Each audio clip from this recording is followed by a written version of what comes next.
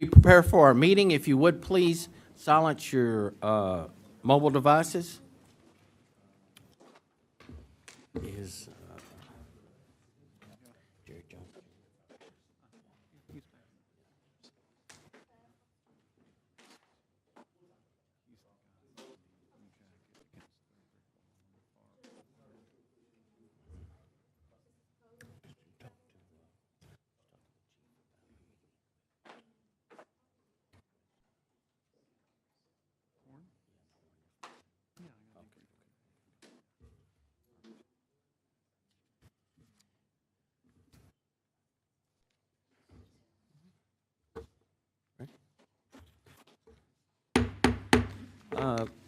I'd like to welcome everybody to our city council meeting. Good afternoon, good evening. Tonight, we are going to have our regular city council meeting for 6 p.m. Tuesday, April the 2nd, 2024, City Council Chambers, 201 East Nash Street in Terrell, Texas. I have with me at in the council chambers, District 2, Grady Simpson. District 3, Mayor Ronnie Velasquez, Mayor Pro Tem. District 5, Phil Robinson. And not with us this evening is District 4, Stephanie Holmes Thomas, Deputy Mayor Pro Tem. She may be joining us later, and if she does, we'll make that part of the record. But I think she's going to be out, and she is exempt from tonight's meeting.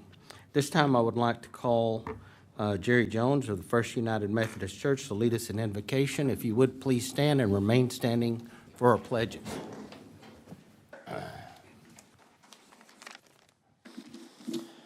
Pray with me. Almighty God, we thank you for our city. Thank you for our elected officials, the businesses, the churches, the families, the individuals that make our city this great place. We ask that you would help our city be known as a righteous city, a city that confesses Jesus Christ as our Lord, a city of peace and hope, a city with happy homes, a city that welcomes the stranger, a city that cares for the needy, a city that defends the innocent from those who would do them harm. I pray for this council meeting tonight. Give these council members wisdom and guidance as they deliberate on the items that we have before us. May every decision be righteous in your sight for our benefit and for your glory. Amen. Amen. I pledge allegiance To the flag of the United States of America and to the republic for which it stands, one nation under God, indivisible, with liberty and justice for all.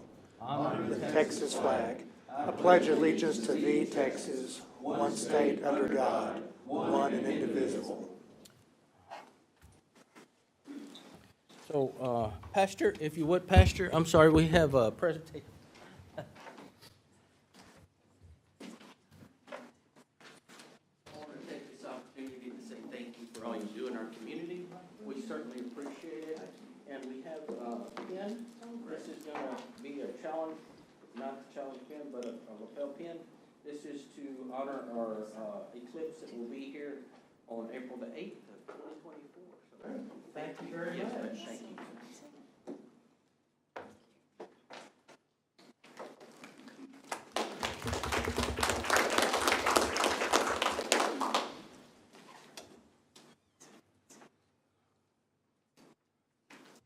All right. Next on the agenda is the mayor and council community recognition and events. Just want to take a moment again to say Monday, April the 8th, expect a lot of traffic in and around the city of Terrell and throughout the county. I know that we have our staff, police department, Coffman County leaders, mindful of the fact that we're going to have a lot of traffic on Monday. So if you have plans to get out early and get home. Does anybody have any recognitions at this time? Hearing none, we will move on to to hear remarks from visitors. Do we have any? Have none. Our next item on the agenda is item 4. Greg, would you read this into the Yes, record, Mr. please? Mr. Mayor, members of council, item 4.1 is to conduct a public hearing to receive comment regarding a specific use permit for a banquet room rental facility at the Shops of Terrell. The property is located at 301 Tanger Drive, Suite 210, City of Terrell, Kaufman County, Texas, SUP 24-01. This is going to be handled by our Jana Wampler, our Business Development Manager. Jana, would you please come forward? Good evening, council and mayor. Tonight I bring you a specific use permit that is from the Shops of Terrell, Suite 210. The tenant will be Lily's Event Center. The Shops of Terrell is located at 301 Tanger Drive, Suite 210, Terrell, Texas. And the owner of the property is Woodmont Terrell LP, and the proposed tenant is Lily's Event Center. The applicant, Woodmont Terrell LP, and Lily's Event Center submitted an application to obtain a specific use permit to allow the use of an event center for hosting as a banquet room for weddings, showers, birthday parties, etc. The property owner is also the applicant applying for this SUP alongside the tenant. A rental facility is allowed in the current zoned district of commercial. The definition in our ordinance is item 212, private party wedding rental facility, a facility that is leased or rented on a temporary basis for private parties and requires an SUP.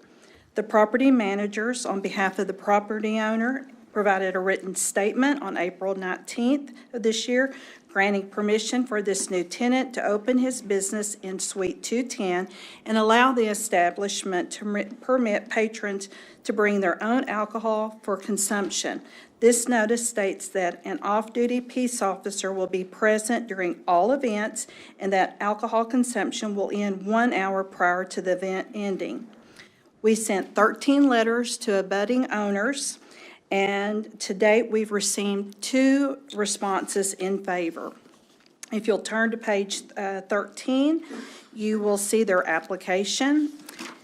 It ends on page 17. If you will turn to page 18, is the location map highlighted in red and outlined in blue. Page 19 is a letter from the shops authorizing and granting permission for this use in Suite 210. The next few pages, 20 through 25, is the special warranty deed of Woodmont. Page 26 is the zoning, which will reflect commercial zoning. Page 27 is the future land use map, which is proving a highway corridor. The next page, 28, is our 200-foot buffer map. Page 29 is our public hearing notice sent out to everyone in that buffer. Page 31 is the list of the tenants that receive, or owners that received the notice of the public hearing. On the next 2 pages are our in favor responses that we received. The first one is from the owner of the Applebee's, that property owner. And then the second one on the right page is from the owner, Tice Brown of Woodmont, that owns the shops. The next page, 34, is a letter from the tenants, and it gives a little brief detail of what they're wanting to do in that suite and outlines their hours. This is also, council, subject to the lease that was signed between the shops, and so everything it reported here is outlined in that lease. Pages 35 through 41 are just some of the some pics to give you an idea of what they're wanting to do for these different types of rental, weddings, what have you. This SUP application was presented to the P&Z on March 28th with a 5-0 in favor vote. Staff requests that this SUP application be approved. All right, thank you, Jana. All right, at this time, this is a public hearing, so we will open the public hearing. and hear remarks from anyone on this item. Is there anyone who would like to speak on this item?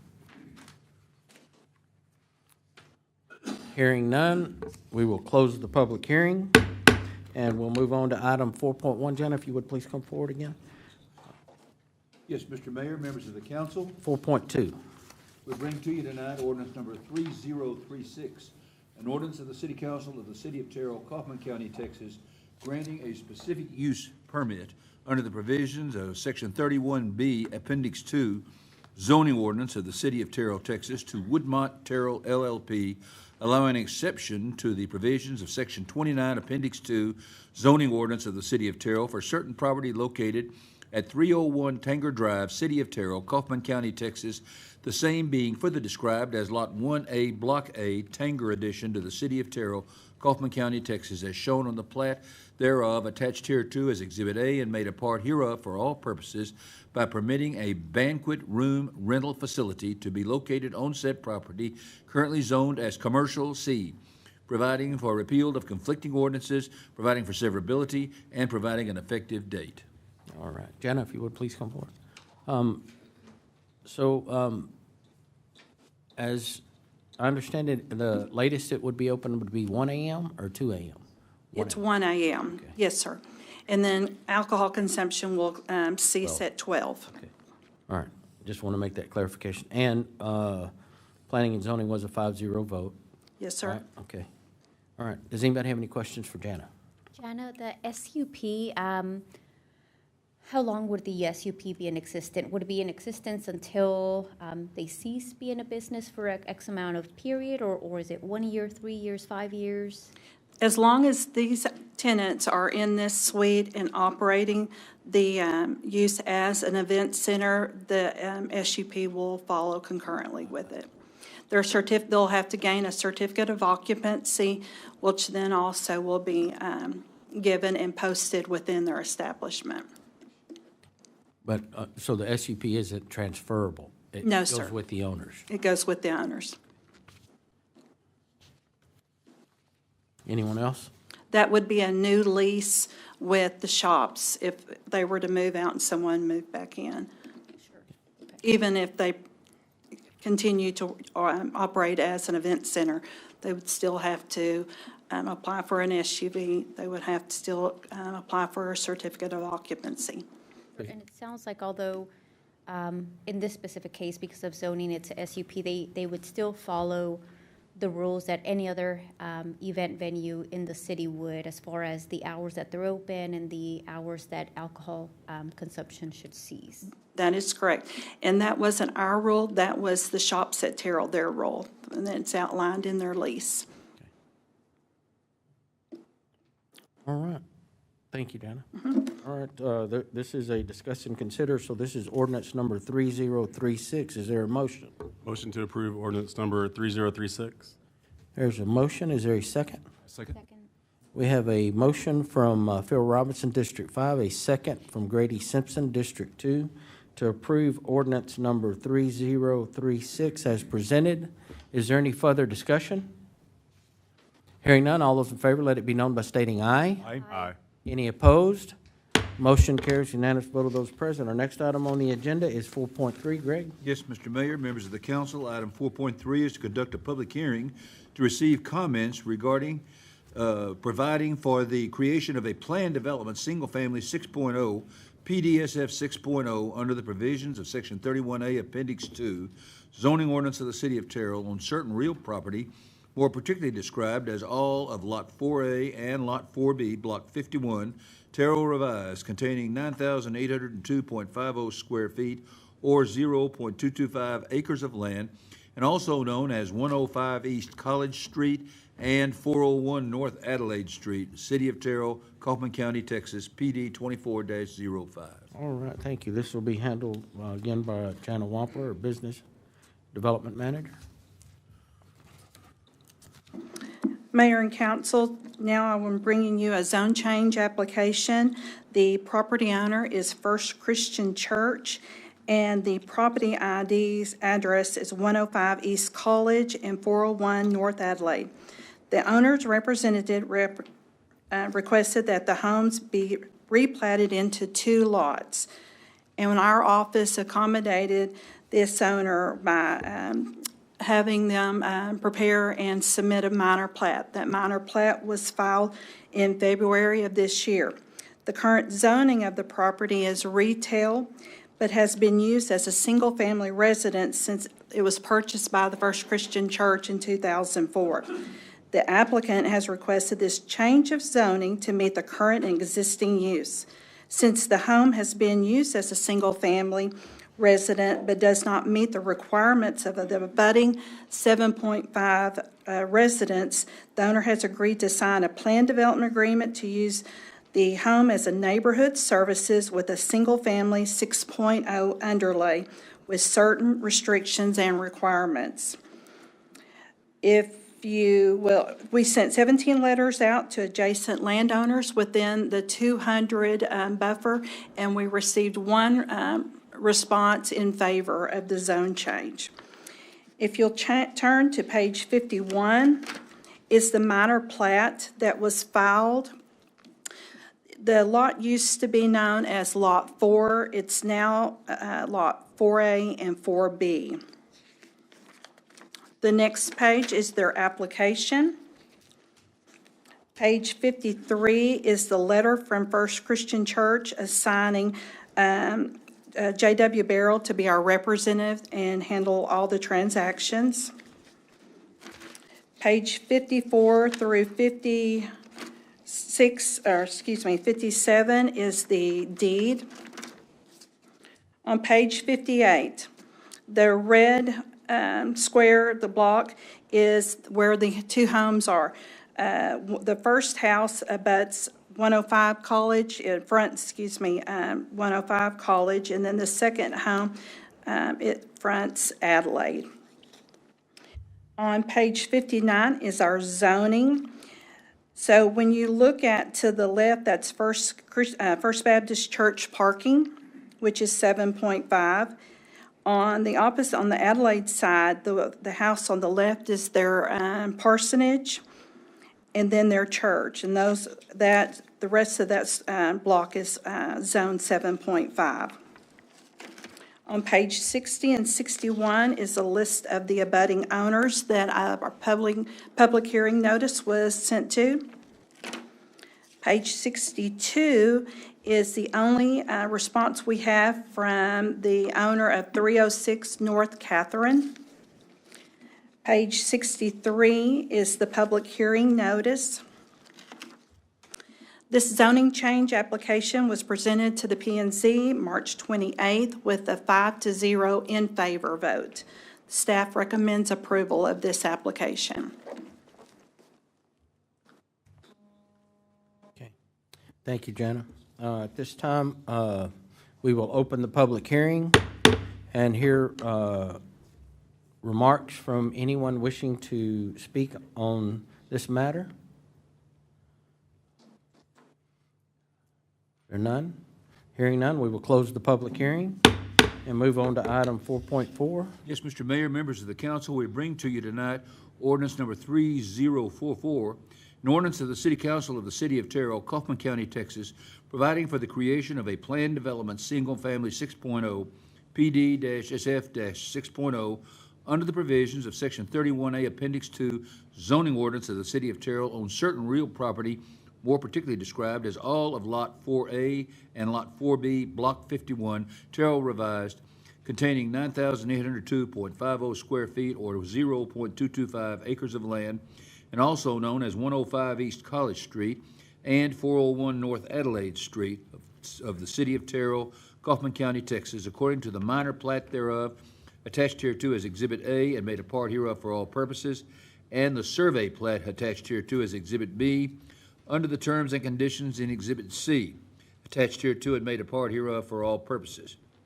providing for the repeal of conflicting ordinances, providing for severability, and providing an effective date, PD-24-05. All right, thank you, Greg. So, council, from time to time, we'll have some cleanup on our zonings within the city, issues that pop up. I think this is one of them.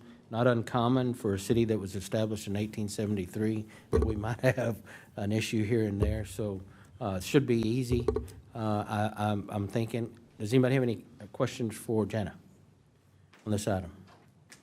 No? All right, so we can move on. Is this ordinance number 3044? Yes, Your All right. Is there a motion on ordinance number 3044? Motion to approve ordinance number 3044. I have a motion. Is there a second? Second. I have a motion from Mayor Ronnie Velasquez, Mayor Pro Tem District 3, a second from Phil Robinson, District 5, to approve ordinance number 3044 as presented. Is there any further discussion? Hearing none, all those in favor, let it be known by stating aye. Aye. Aye. Any opposed? Motion carries unanimous vote of those present. Our next item on the agenda is 4.5. Yes, Mr. Mayor, that is to conduct a public hearing on the City of Terrell's 2024 Water Conservation and Water Resource and Emergency Management Plan. All right, and this is going to be handled by our Utilities Director, DJ Brower. Here you come.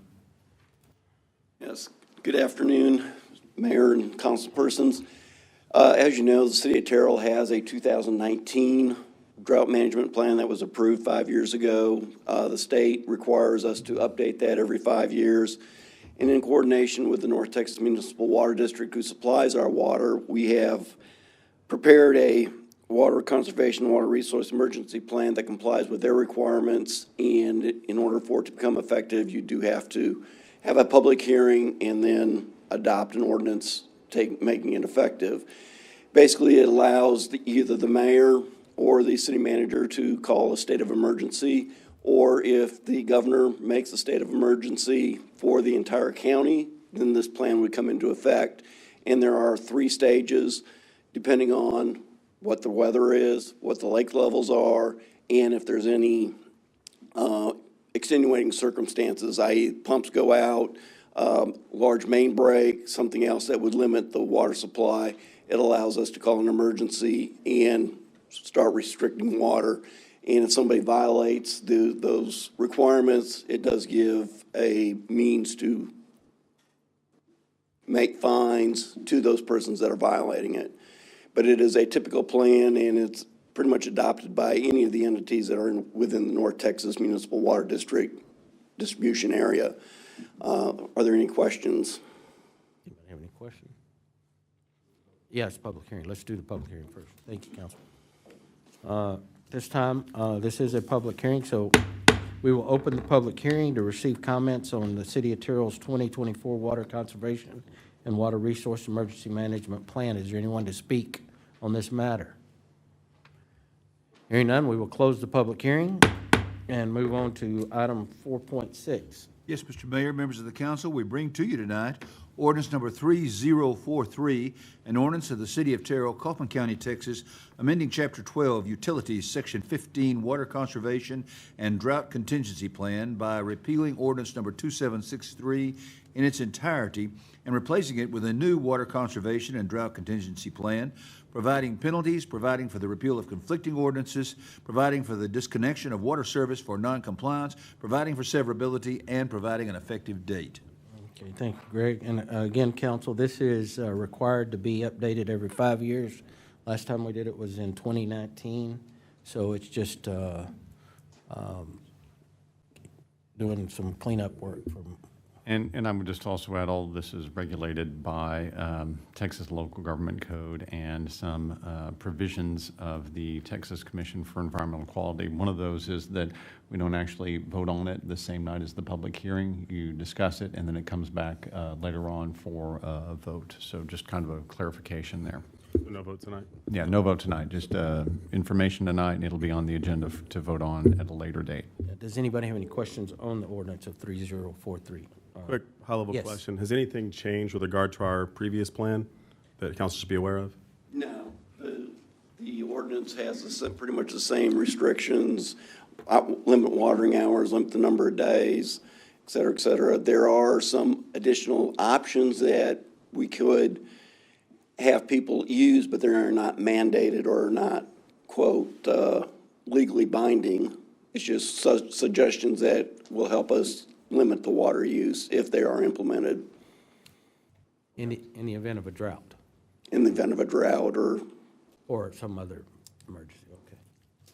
Good. All right. Anyone else? So this will come back 2 weeks? Correct. All right. Cool. And it's being advertised in the paper also for comment, so. So in 2 weeks, the public, We've already had the public hearing, Already so had all the you'd be doing is ratifying the ordinance. got it. Okay, got it. If part of the state process is that if anybody sends in a letter or other note to let us know that they have comments on it, we'll gather any of those up that should happen to come in over the next couple of weeks and provide that in your next packet. Make it part of the record. Yes, sir. Okay. Thank you. Thanks. Next item on the agenda is discuss and consider Planning and Zoning Commission appointments. It's going to be handled by our City Secretary, Don Stile. Mayor and council, the roster for the Planning and Zoning Commission is in your packet. We had a resignation from Garrett Carlisle. Therefore, we have one position open for appointment, and this falls under the oversight of Mayrani Velasquez. All right. Councilwoman, do you have a motion? I do have a motion. I would like to move to appoint Zamberly McNutt to serve as a commissioner for the P&Z Board. I have a motion. Is there a second? Second. We have a motion from Mayor Ronnie Velasquez, Mayor Pro Tem District 3, a second from Grady Simpson, District 2, to appoint Zan McNutt to our Planning and Zoning Commission. Is there any further discussion? I would like to thank Garrett Carlisle for serving, for his service, and thank him for notifying us of his ability to continue. I think it's really important to have members that are able to attend and have business to continue as usual. So I look forward to Zamberly McNutt serving in his place. Okay. All right. So motion, we had a motion and a second. Any further discussion? Hearing none, all those in favor, let it be known by stating aye. Aye. Any opposed? Motion carries unanimous vote of those present. Our next item on the agenda is it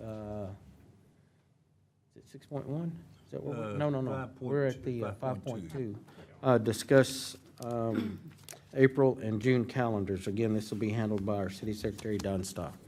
Yes, Mayor and council, in your packet is the April, May, and June 2024 calendars.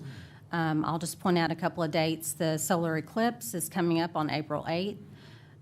There was one important date left off here. It was the Heritage Jubilee, which will be the 26th, 27th, and 28th. I will redo that and send that to you. May, we have regular council meeting on the 7th and the 14th, so we will have back-to-back meetings that month. And in June, we will have a city council meeting on the 4th and the 18th. Remind me again why we're doing the 7th and the 14th back-to-back? It's due to the election canvassing. Okay, Yes. gotcha. Election is going to be on the 4th, yes. And also, one thing I did not point out in April is the streets workshop, which will be April 12th from 1 to 5.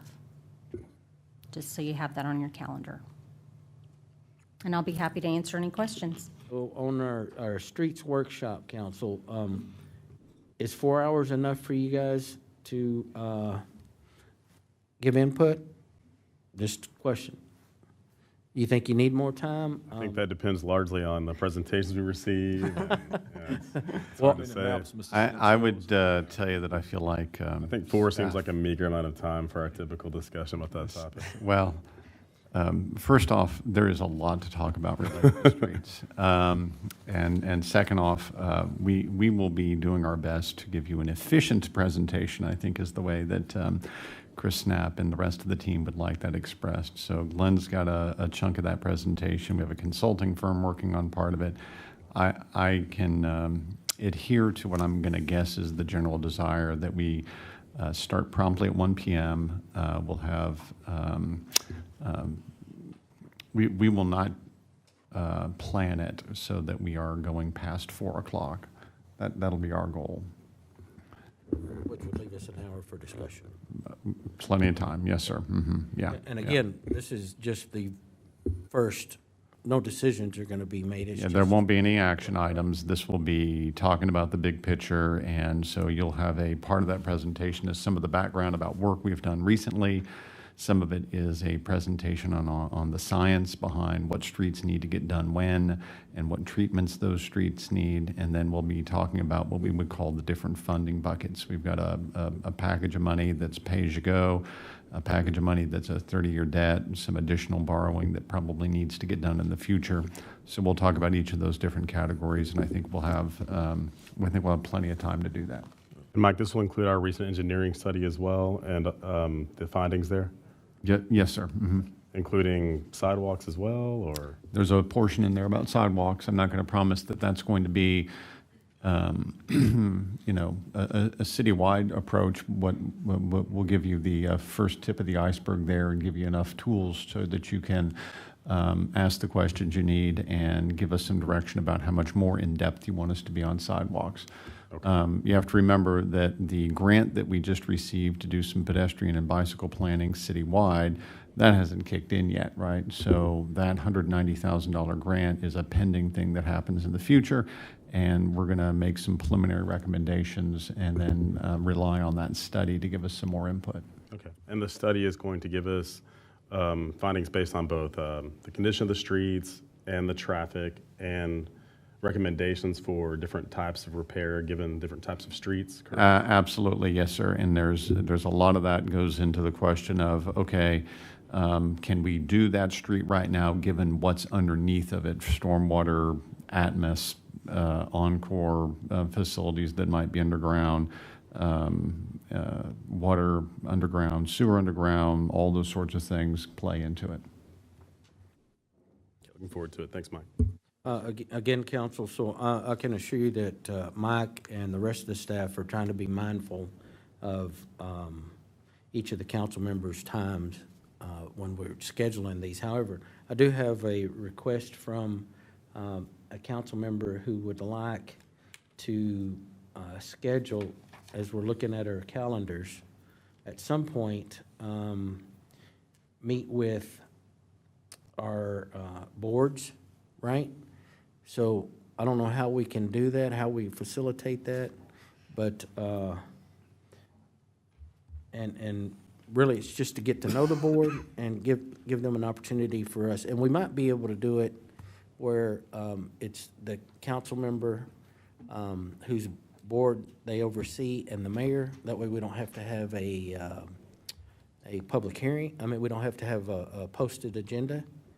Or if we want to do all of them with all of us, then that's a second option. If y'all would be thinking about that, maybe next Tuesday when we do the calendars, come back with something. We can easily put an agenda item on the agenda for April the 16th that will look at 2 or 3 different options for how you want to interface with your boards. Happy to do that. What would be helpful for me would be to know what the goal of the meeting is. Is the goal of the meeting to hear feedback on board governance? Is it to get to know each other, which could be in, without having quorum available, but an afternoon where it's a come and go opportunity? What is the goal and the purpose Okay, of so the meeting? twofold, actually. The first one is all of the board members work at the pleasure of the mayor and the council. We appoint them, right?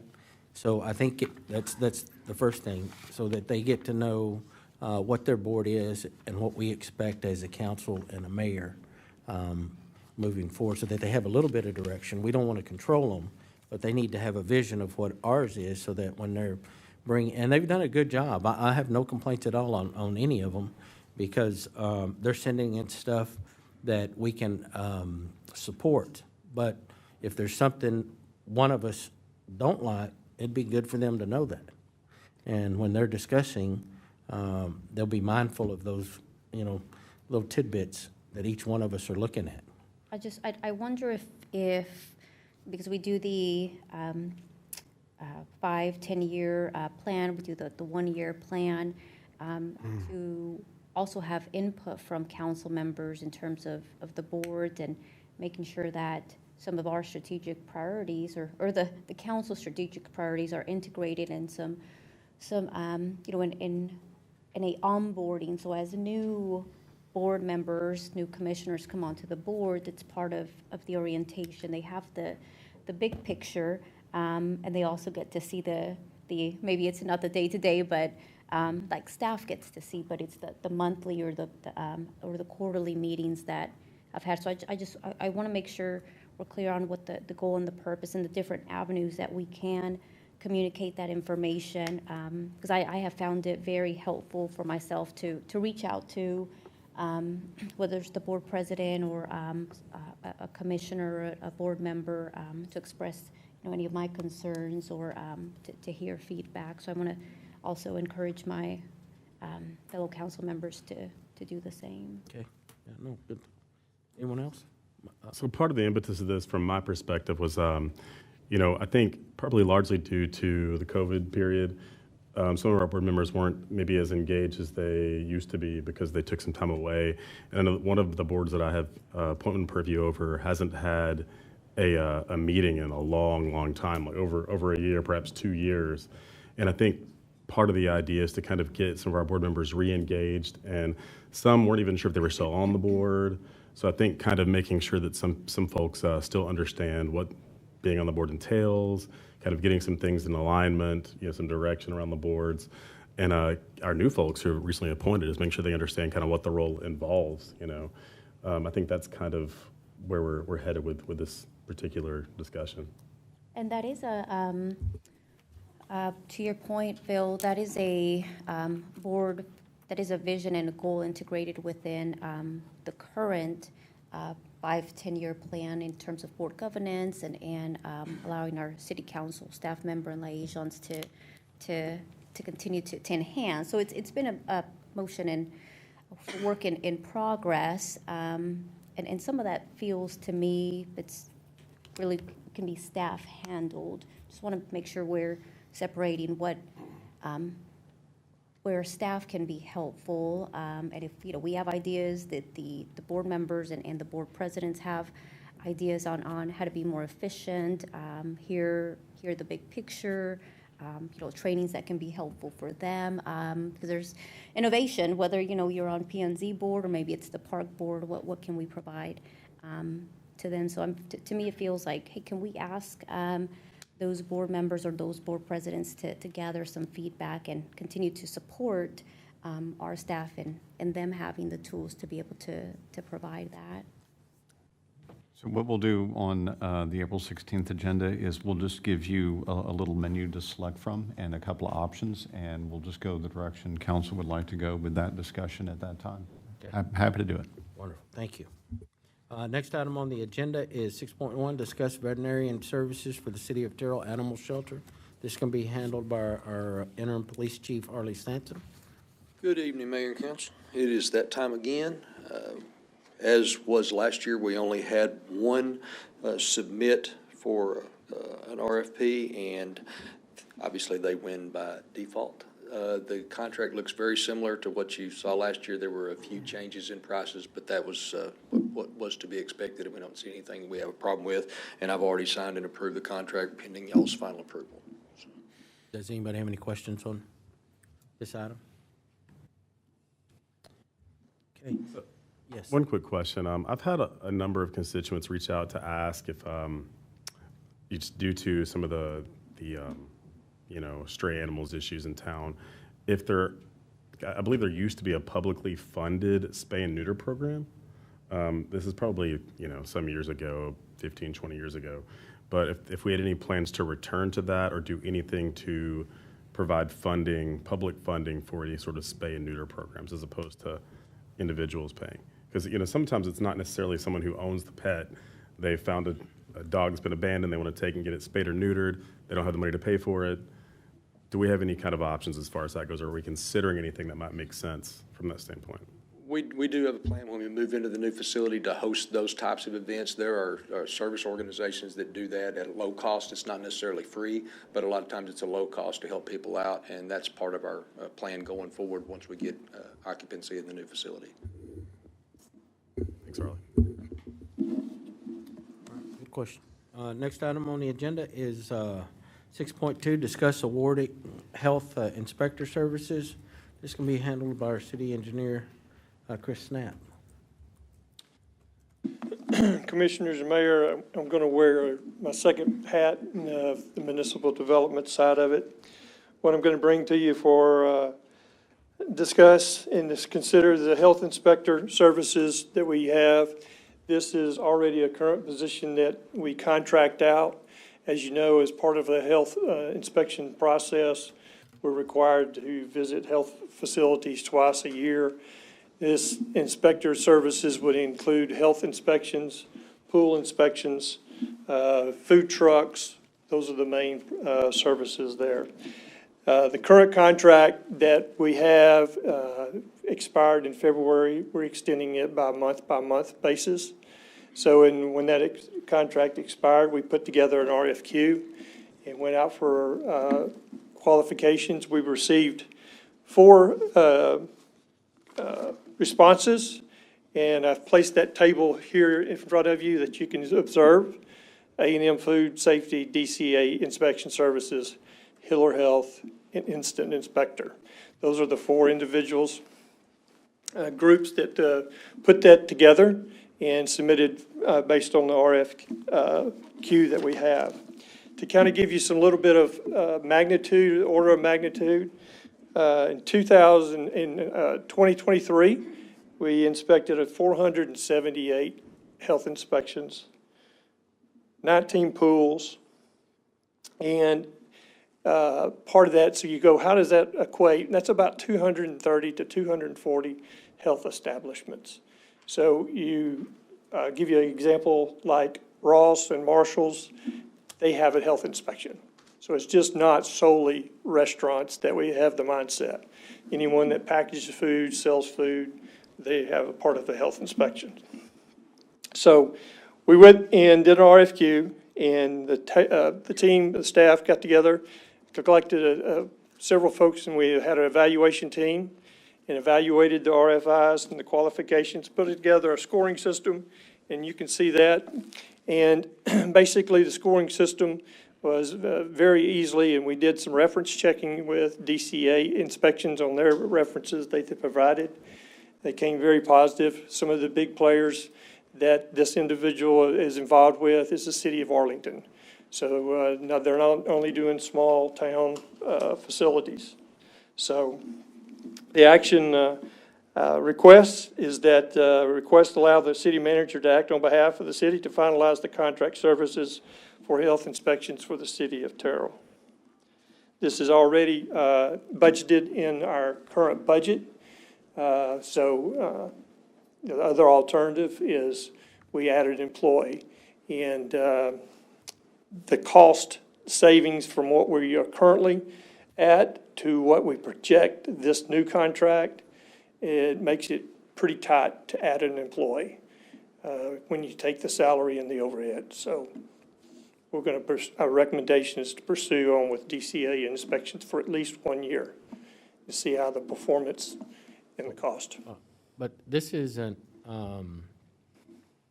this is cumulative of all of the different inspections that we have. So the way this is done is as they do inspections, you'll see a routine inspections, he'll charge $85 to go do that inspections. So it's not a total amount, it's not to exceed amount, nothing like that. It's kind of a time and material type of contract as he goes and does these inspections, because you see item 3 is complaint inspections.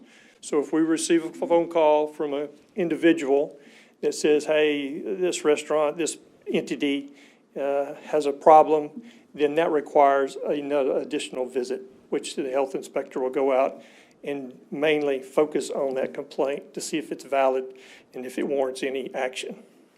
Okay.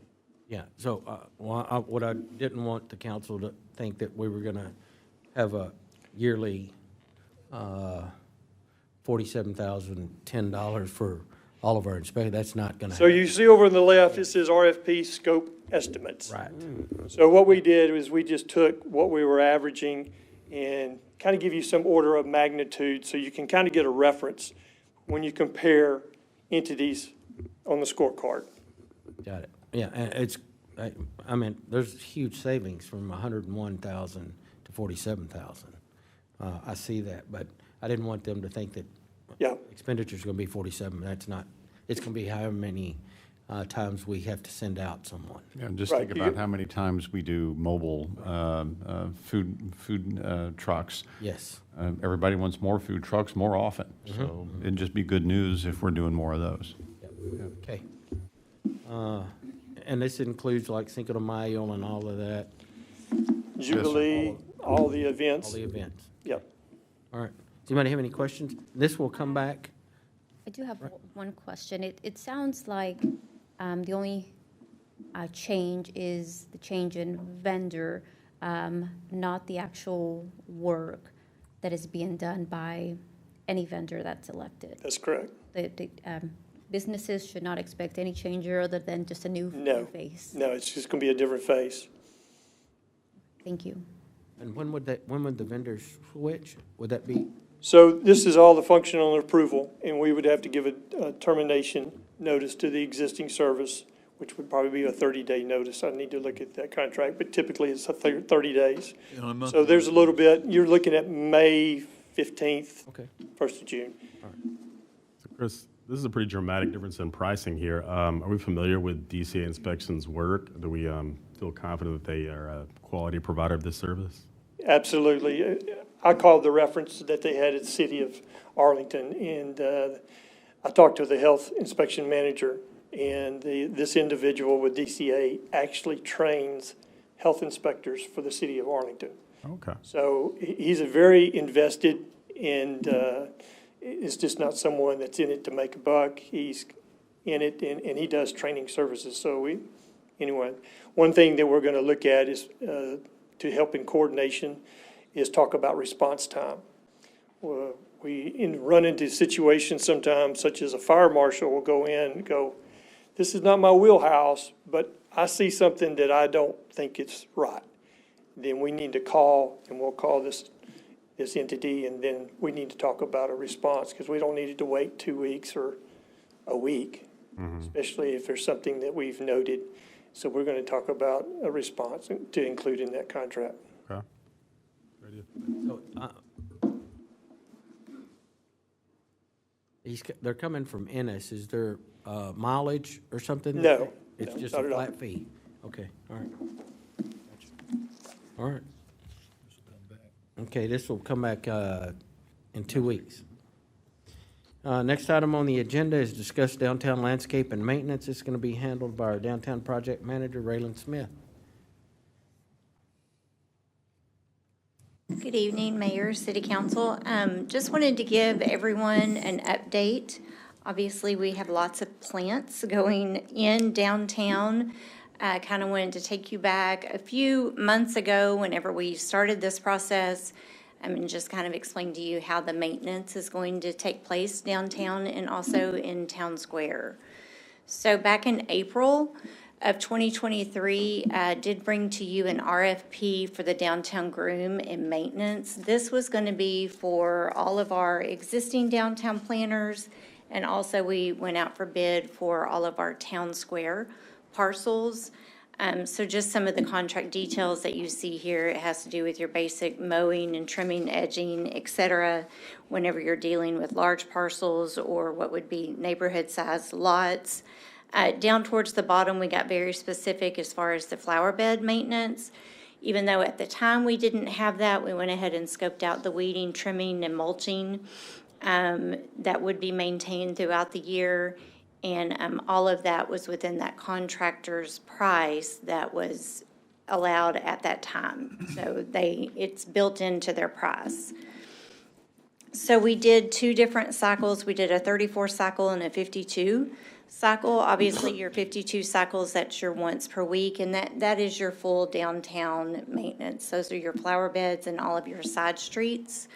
And then your 34 cycles are going to be some of your city facilities, as well as those parcels along Town Square. So when you look at your 34 cycles, again, I've just kind of highlighted those parcels between South Alley all the way south to Newton, along Adelaide, and then also along Francis. And then we also include those city-owned properties just north of downtown, which is going to be Old City Hall, the library, where our future parking lots are going to be, and then also that lot there on Nash and Rockwall. So as we move into downtown core or downtown proper, this is obviously where the majority of the landscape work is taking place. So when you look at that, now we're talking about full debris pickup. We're also cleaning out the trash cans weekly. That is going to include the weeding and the planter box maintenance. We're working on implementing a downtown striping for our parking and roadways, which would happen quarterly. We're getting ready to get that done, and then also developing a schedule for street sweeping within the downtown. And so just as a reminder, when we look at downtown core and also lots within the town square, this is your TERS #1 funding. They do have a line item within their budget, which is for downtown maintenance. And so just a quick update on the construction. Obviously, a lot of trees, a lot of opinions on trees, a lot of flowers, et cetera.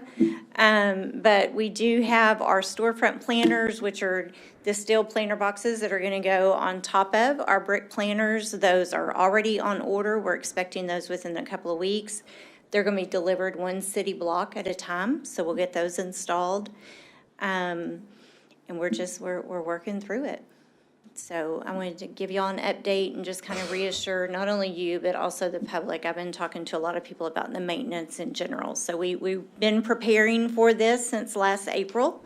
And so we're finally here and the contracts are in place and we've got contractors and we're taking care of it.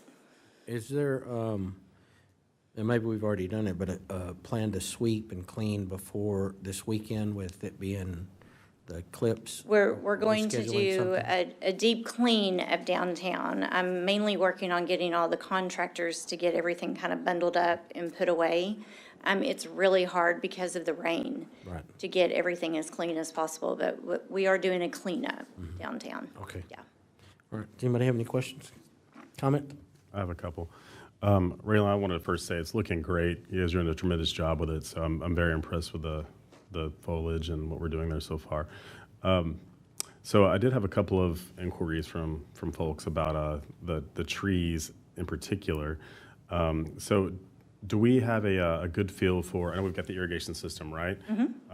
I've been told by some botany type folks around town that that magnolia trees can sometimes be a little difficult to maintain, that maybe they require a little more than just irrigation sometimes. Do we have kind of a good handle on how we're going to maintain those? So there was a real reason in going with the dwarf magnolia. And so it's not your typical 16 to 18-foot magnolia, so it does not provide large canopy. No Because vision obstruction. Exactly, and also we don't have to worry about the branches going onto the traffic lanes, which was the main concern. So these do not have such a deep root system, so they won't raise up like a lot of your magnolias do. They tend to stay more even keel on the root system. And so there was a lot of thought that went into especially what trees were going into the median, because whenever we did the switch from the boxes to the trees in the median, we made sure to do a lot of research on what could be maintained, obviously, within concrete structures and only water. So we felt like with the durability of these trees and the size that they would get, that we would get pretty good handle on that. Okay, so we've consulted all the right folks, understand kind of how that'll be maintained, and we don't have any concerns about the roots being too shallow and breaking the concrete up or causing additional problems. Yeah, we did all of the demo. We feel very good about the root system. And I just promised the landscape architect that we use that because of my black thumb, I won't touch anything. So all of this should be lovely for years to come. Sure. Yeah, so. Okay, and regarding the cleanup, for the eclipse period, we're gonna have all the orange cones and things. Yeah, so our contractors are gonna go in and do a cleanup and move everything to the side to get all of our construction out of the way. But obviously, they're working up to the very last minute, so, because they will not be in town on Monday. So we'll get everything cleaned up on Friday. Thanks, Raylan. Great job.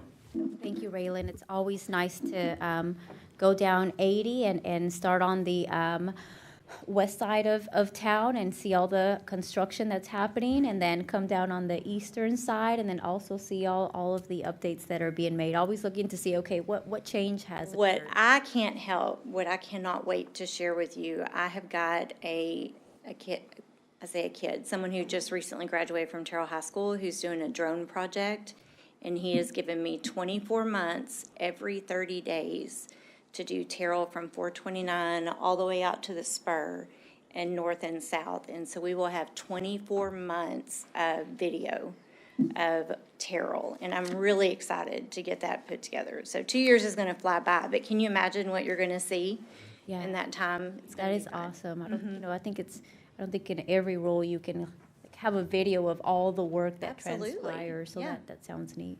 Yeah, okay, thank you. Anyone else? Our next item on the agenda, discuss youth sports and the city pool. This is Director of Public Services. Oh, no, it's not. Good afternoon, Council. So today we have our youth sports updates. For our first slide, we have our 23-24 youth programs. We'll start off with soccer with a partner, Terrell ISD. As of the fall of 2023, we had 540 registrants. In the spring of this year, we had 586 students to register for the spring soccer. For the swimming pool of last year of 2023, this is a city program. We had our Learn to Swim with 450 registrants, water aerobics with 65, our Tiger Swim program, which was a hit at 262 second graders, and we had 5 junior guards to register last year. The football program with TYA, we had 140 registrants in the last year fall. And for the track programs, we had 37 to register last summer at the with OST Red Raiders, and we had 73 to register with North Texas Longhorns as of last year.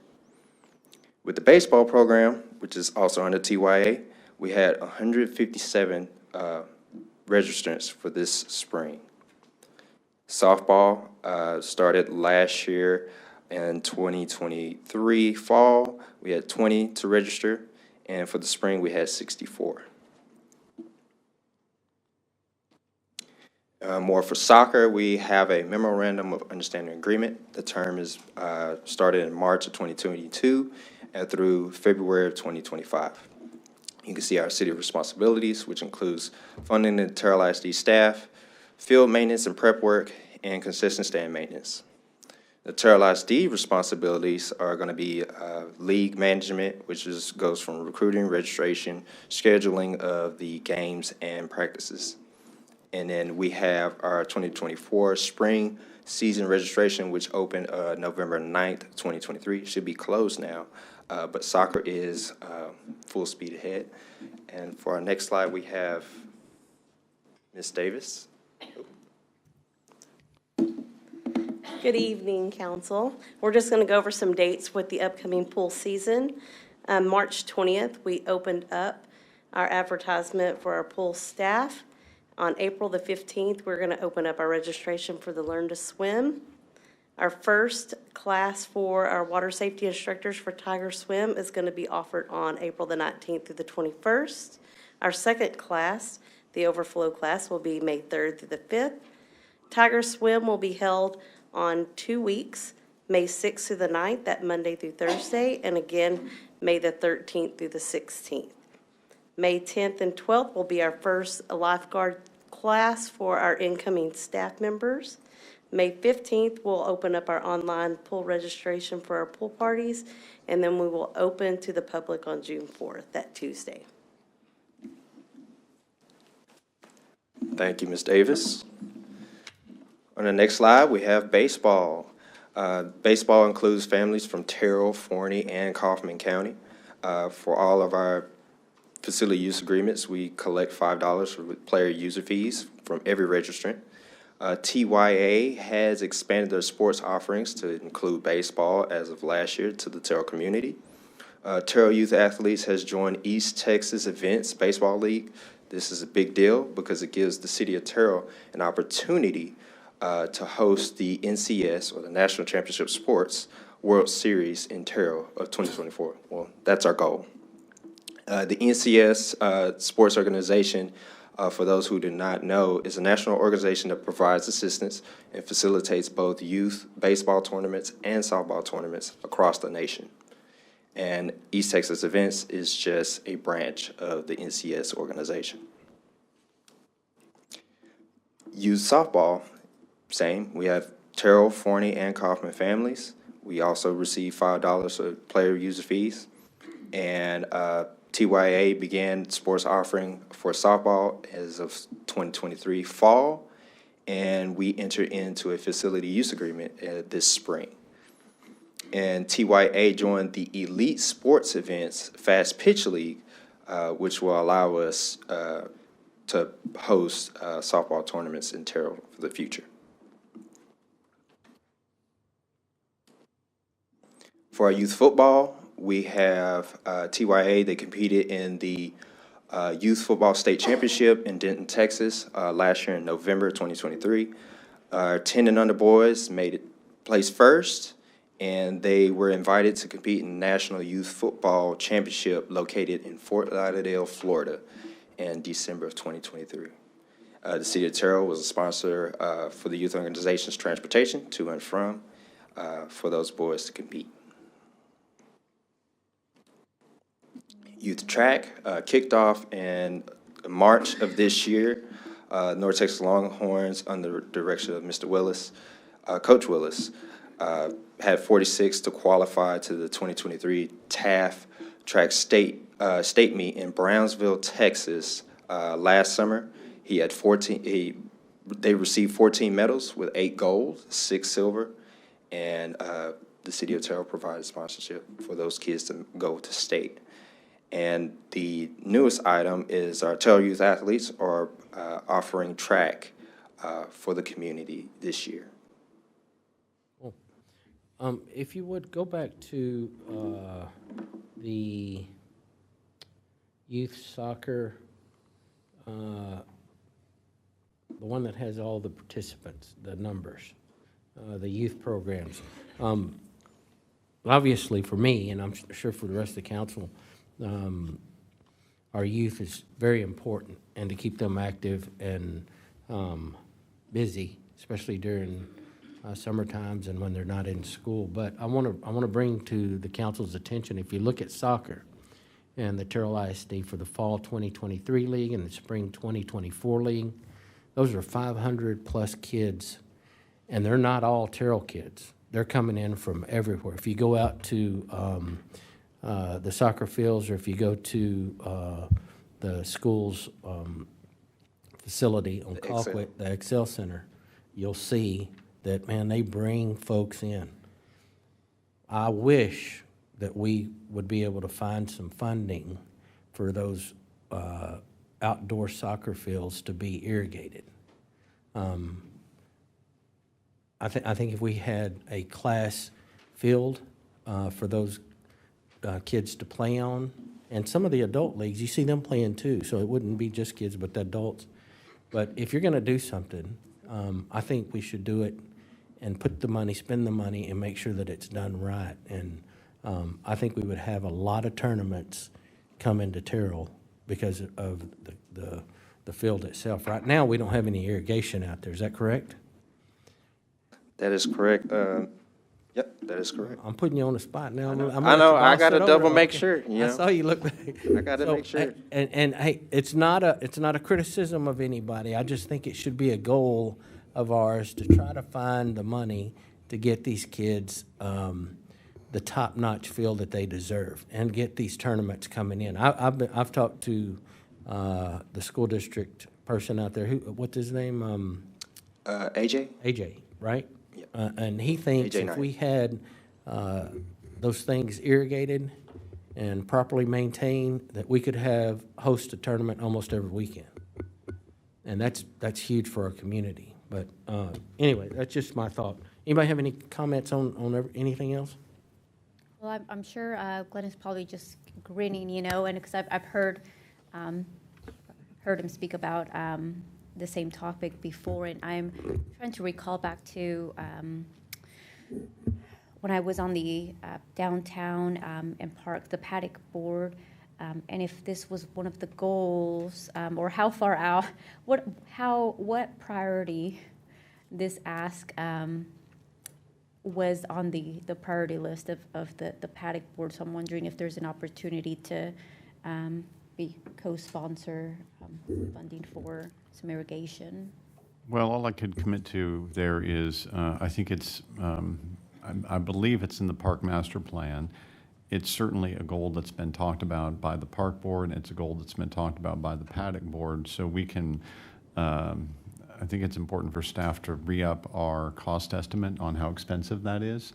And we can bring that first-year boards and see what they are thinking about it, and then bring that forward to you. But it's just a great budget item to take a look at. And I know there's, let's just say it's a meaningful cost. That's not an inexpensive project given the amount of soccer fields we have, but we can get you those costs.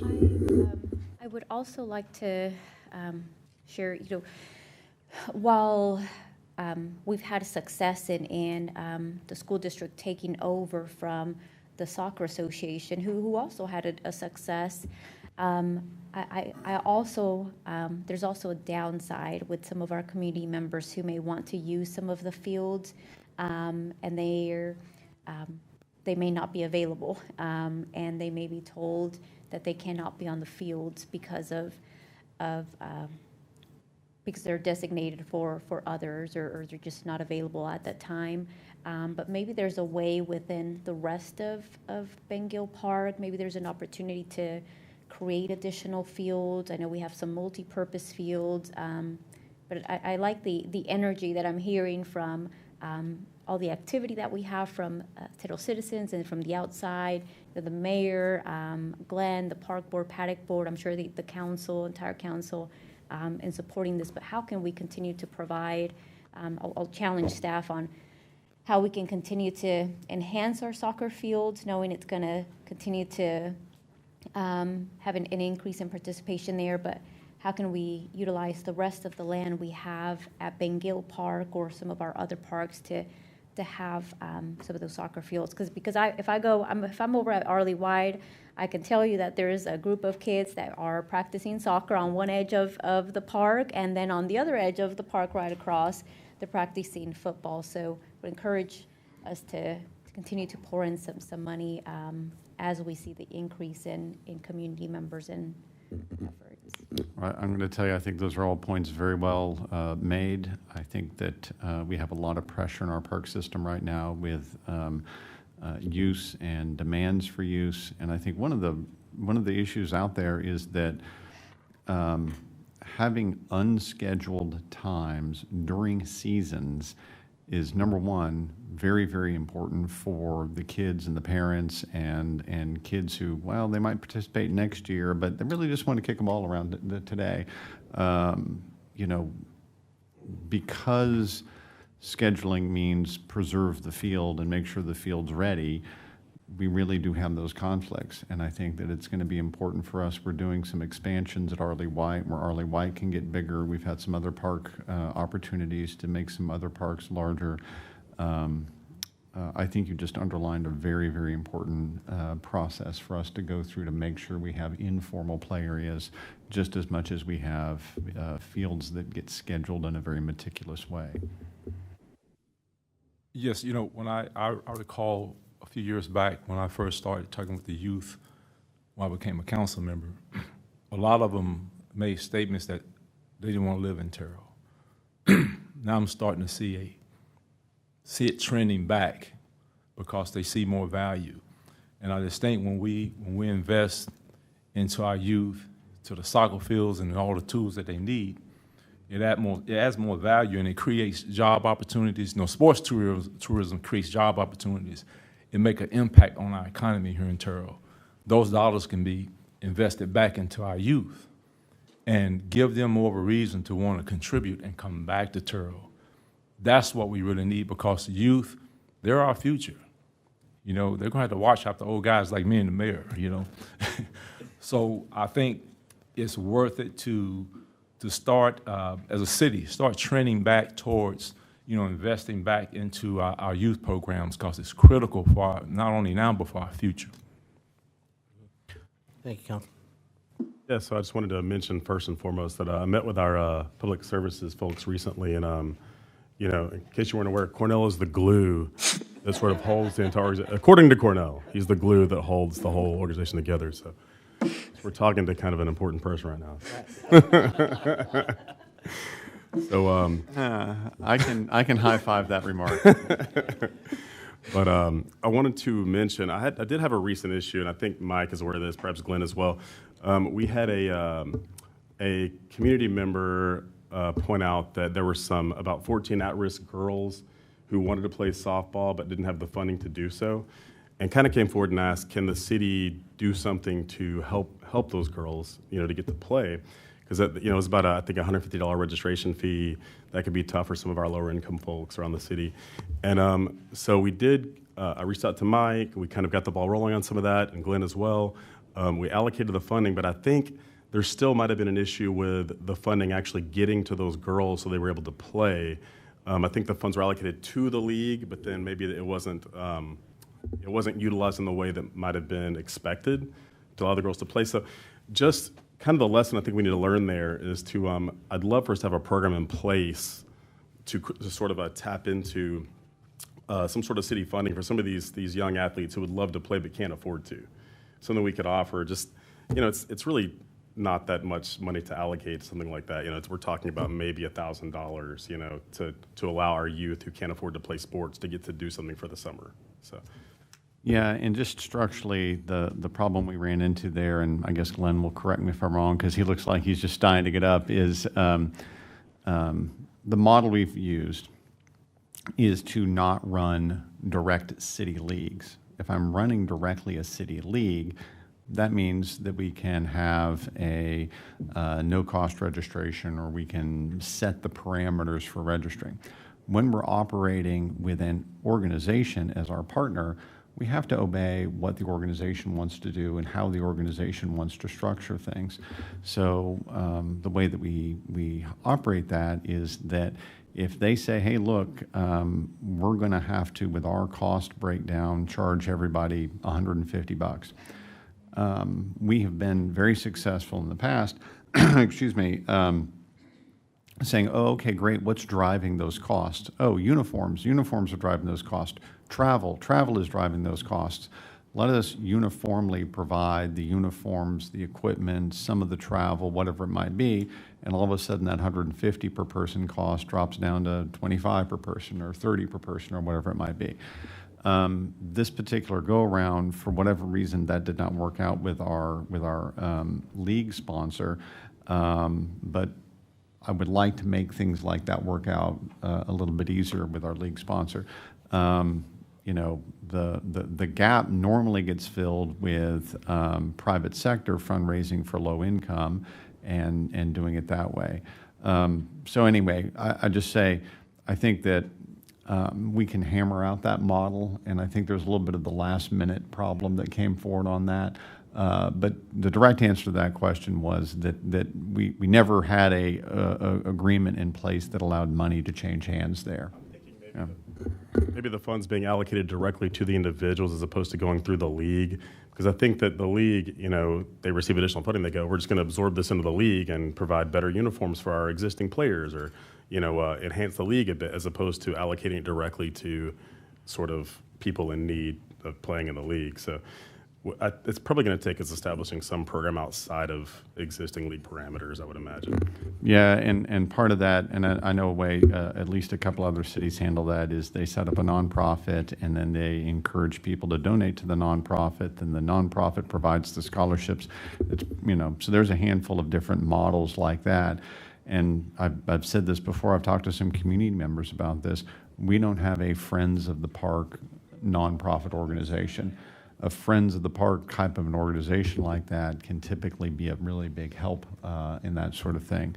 So we can work through those topics and bring some stuff back to you on that. I'm sure the glue up there in front of us will be happy to help us polish that idea up. So, It's in good yes, hands, sir. I think, Yeah. so. Those are great comments. I completely agree. That was a very frustrating episode here recently. Yeah, so, council, great conversations. I think we should work on, I think the councilman's got a good request for scholarships for at-risk youth, and how we determine that or how we work that through. We certainly need to look at that. That's not unreasonable to ask, and if you're only talking about 20 kids or so, then I think that's reasonable. The other thing that Councilwoman Velasquez was brought to our attention was the scheduling of the fields. And this goes back to what Phil says all the time. It's communication. And we need to communicate with people, not only our community, but those that are involved in the youth program, that we have implementation of how we schedule the fields and why we do it, so that they understand. And because I think some of the criticism is, well, the city's just not wanting us to use the fields.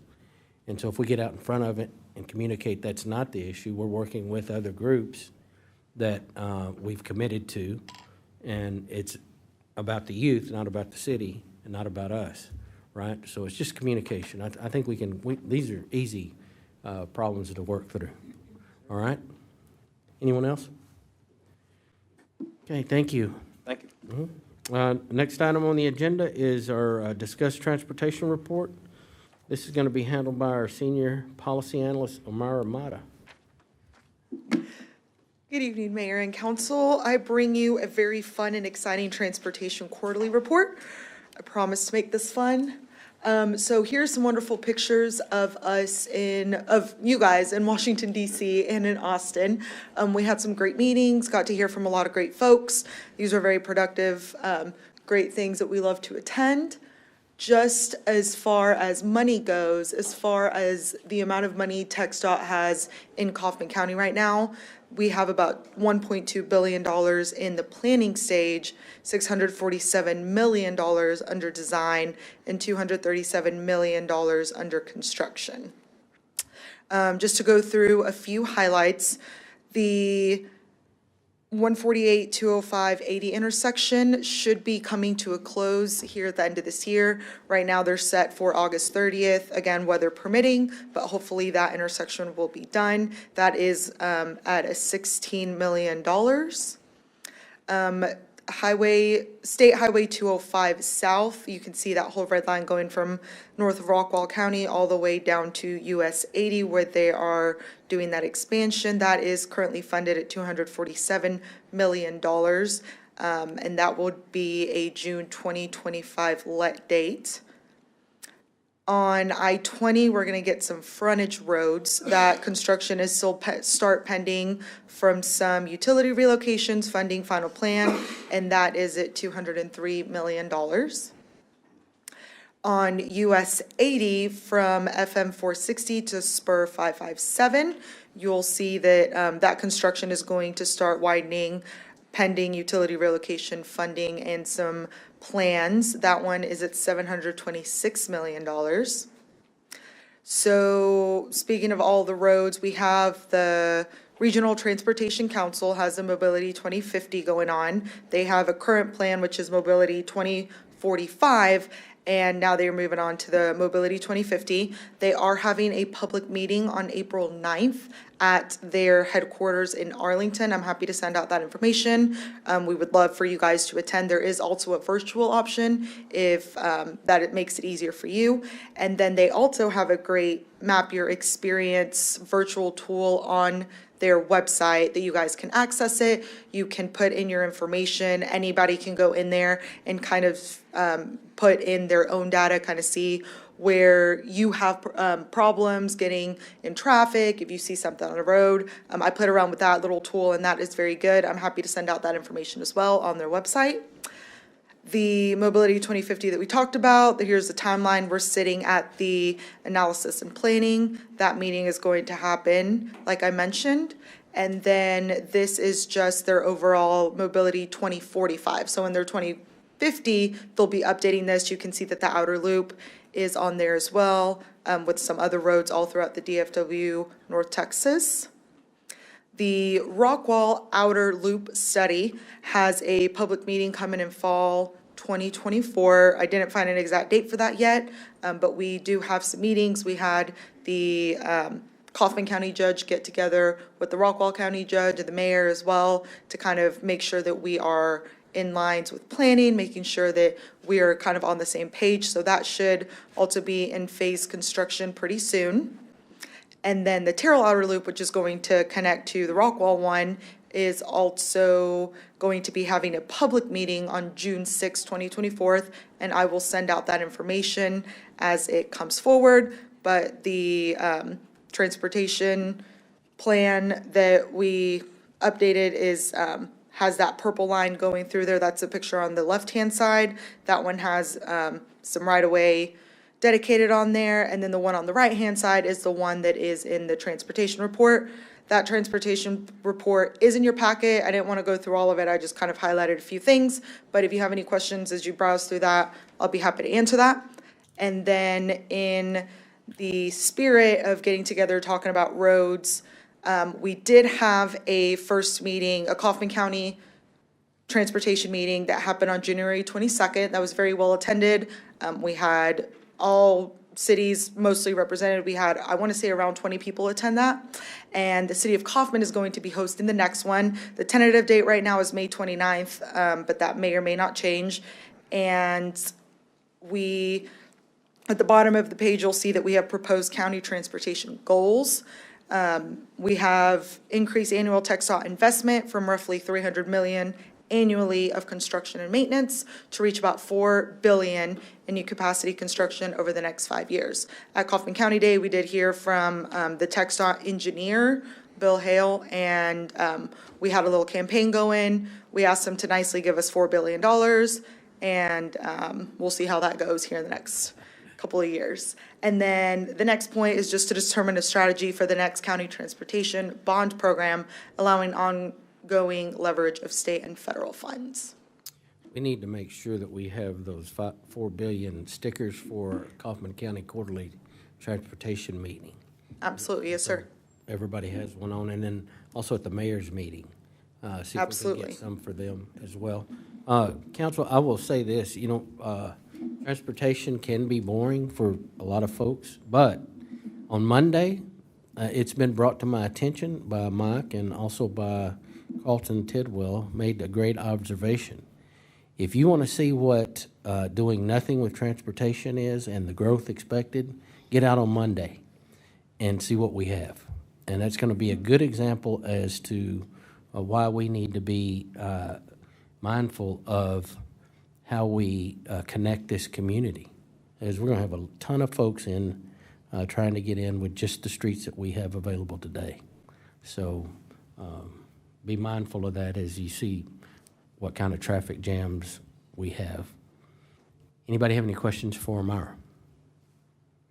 How set in stone is that the path of that Terrell Outer Loop? And if not very set in stone, how much influence do we have over where it's going to run? So good question. They've been studying this thing for about 24 months now. A lot of the feedback that they've been getting is actually from landowners who are seeking to donate large tracts of that. So whenever they do one of those studies, what they're hoping to do is to find locations where people will make donations. So North Spur platted land to the city of Terrell that makes it possible for the outer loop to go through that zone. Arboretum Estates is in the process of planning land that make it possible for that pathway to move forward. A couple of the landowners on both the north and south side of US 80 have been meeting with the study team. Study team is engaged by the Kaufman County, right? So that's their responsibility. But basically, all of it is just waiting.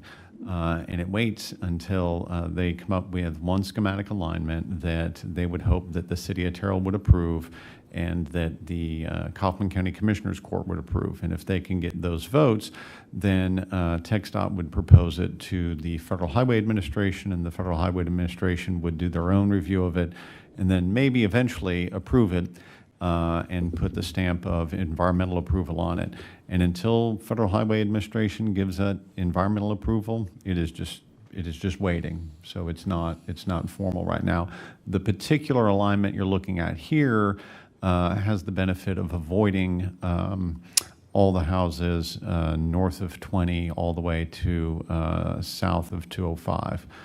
So that's a big, long stretch with no houses impacted. And obviously, that's always one of the big things that you're mindful of in municipal or TxDOT or anything that you're doing with building a road. You want to try to avoid existing structures. And from from Interstate 20 north to 205, that particular alignment does not have any structures. Of course, it's not been approved by the federal government yet, so we have to wait. Okay. Thanks. Thank you. Next item on the agenda is discuss update to the FY24, FY25, and FY26 strategic plan. This is going to be handled by Mike Sims. So, Mayor and Council, I'll stand up over here because Omira is the glue that holds the front office together, and she told me I had to come up and present from the podium like a regular guy here. So I'm going to go fairly quickly through this. The only thing in your packet is the existing City Council approved strategic plan, and I'm going to give you a quick little presentation on where some of this update's going, because I've got something important in here that I want you to start mulling over. So here's our review of some of the dates that you're going to see things. You'll see a red line of the document on April the 16th, and that will give you your first basic update from the staff point of view about where we need to make changes and updates to that document. And we'll take any feedbacks, any time that you want to meet with myself or Mr. Mills. We'll give you a final red line on May the 7th and a discussion on May the 7th, and then perhaps have it ready to vote on as early as May the 14th. Obviously, we're going to go at City Council's pace here, so if you're not comfortable on May 14th, we'll have time in June to bring that back prior to doing what is my goal, really, which is get it in place prior to our FY25 budget considerations. Here's all of the headings and different chapters that are in it. So as you guys know, fire, for example, section 2.2, there's a 2.2.1, 2.2.2, and so on down the line. And there's a list of the goals under each of these different categories. So by all means, if you think we've left something out, raise your hand, let us know that, and we can manage through that part of it. So what will you get? Each of the individual goals will have a status column added to it. And those status columns will either say complete, projected completion by end of FY24, in progress, ongoing, on hold, pending, addition, deletion. So those are all you're going to see under status, and we've got a little code system here for you to understand, well, what are we talking about here? So on hold, items not yet started, so on down the line, and you can use this and refer to this to know, okay, what are we talking about when we give you our status update for each of those goals? One of the things that I really want to emphasize, though, is that I think it's got to be the time to really hone in on the city vision statement and mull over what do we want to do with our vision statement. So here's for reference, back in 2017, we passed ordinance 2717, actually did second reading on it in 2018, so it's officially a 2018 ordinance, but we did work with public meetings in 2016 and 2017, went out to the public and created a comprehensive plan. In the middle of the comprehensive plan, we said, you know what, let's make sure we have a good, clean vision statement, created a vision statement which is embedded in the comprehensive plan, and it's a mouthful. And from the staff point of view, it's due for an update. It's been about 8 years since we really started hammering this thing out. No problem to go back and start mulling it over again. Terrell, grounded by its legacy as an authentic community, is positioning itself to be a regional and relevant destination while offering residents sustainable lifestyle choices. And my comment is, we need to update that. We need to move forward. So a couple of questions. Does the 2017 vision statement communicate today? How does it compare to current council agenda item goals? How would it measure up against the GOOSH training standards that we just talked about at our ethics retreat? I thought that was a great little way to introduce this topic. So what's vision? A clear explanation of the future success we're trying to achieve. And I think by that measure, we don't have the best vision statement in place today. So let's keep working on this. Where could we find a vision statement or some hints about what our vision statement might need to be? Well, you guys already did some of this work. Essentially, you've already brainstormed things that we could embed in a vision statement. Here's 5 PowerPoint slides, one from each elected official, and all of these are already embedded in your current strategic plan. And I won't read them all to you, but I'm going to give you a couple of examples from each one. Item 7, retain current businesses, grow existing businesses. Number 8, establish and promote brand identity as regional hub. Man, that's an important one, right? We talk about that all the time. We don't want to be the secondary anything. We've got the best transportation system in the county. We're the historic commercial hub of this county. Let's act like it. Let's make sure that we're a regional hub.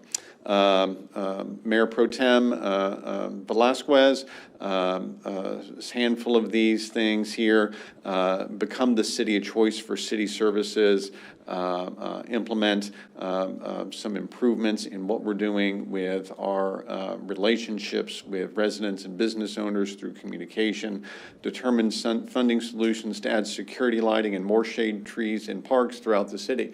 Man, seems like a simple one, right? But what a difference maker when you're at the park if you've got shade from a tree at the park. Study possibilities for a crosstown bikeway. That's giving you a different vision for who we are as a city, right? We're starting to think about amenities and quality of life there, and also ways where you can travel back and forth in the city with a little bit different of a mechanism there.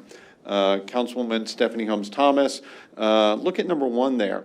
Preserve our history in all areas, but especially in the areas designated for Downtown Square project. Road infrastructure. I love this one. Implement policies to ensure that our elderly fixed income citizens, those earning workforce wages, can live and thrive in our city. So that starts to get you to this mindset of, we don't want to be a community for just one income level. We have a vision for a community with multiple and a diverse range of income levels. Very important point there. Councilman Simpson's goals. Infrastructure rehab, reconstruction, connectivity in the city. As we grow, we need to listen to this one. As we grow and add new residents, help people learn about and appreciate Terrell history and what we've overcome, establish a history program to teach and recognize and foster unity in the community. That's a serious, big-time goal for the future, right? That is outward looking about where we need to go in the future. Planning growth and infrastructure together. Man, that's my cup of tea right there, number 8. We need to make sure that as we grow our infrastructure. That's the mayor's point that he just made about, man, look at the traffic on Eclipse Day and ask yourself what will happen if we don't do number 8 correctly. Our newest council member, Councilman Phil Robeson, robust, broad-scale street and stormwater repair. That's existing neighborhoods. And what are we doing for our existing neighborhoods, our existing residents? Huge issue. Number 3, downtown environment. Now, this almost looks like somebody wrote it to be a government vision statement, all right? So this is pretty good here. Create a downtown environment that is conducive to fostering a thriving small business community and serves as a vibrant gathering place for community members and their families. Man, that's a downtown vision statement right there, all packaged up, right? So think about all that. Just pause on all that and let that circulate in your mind, mull that over. Here's the current comprehensive plan goals. These aren't that far off, right? So some of these goals are still incredibly relevant. Regional medical center, vibrant downtown, those sorts of things. So here's the staff recommendation. Again, let's get you an updated one to better communicate current council consensus. Let's connect the vision statement with some pro-Terrell messaging. One of the things we've talked about several times recently is, are we doing a good job communicating our optimism and our vision for the future and who we are? Are we carrying the positive messages that we have out into the community? Let's do better with that, and the vision statement can be part of that. And then also, I think it's a little bit different about what's the mission statement for staff. So we're going to suggest one of those as well. So far be it for me to just lay it out there as a problem. Let's give you a couple of options for solutions, and these are obviously just work in progress, but these are things we've been kicking around. So I've got 4 of them. And we have no pride or ownership here. You can laugh at them, and you can say, we don't like them, all right? So here they are.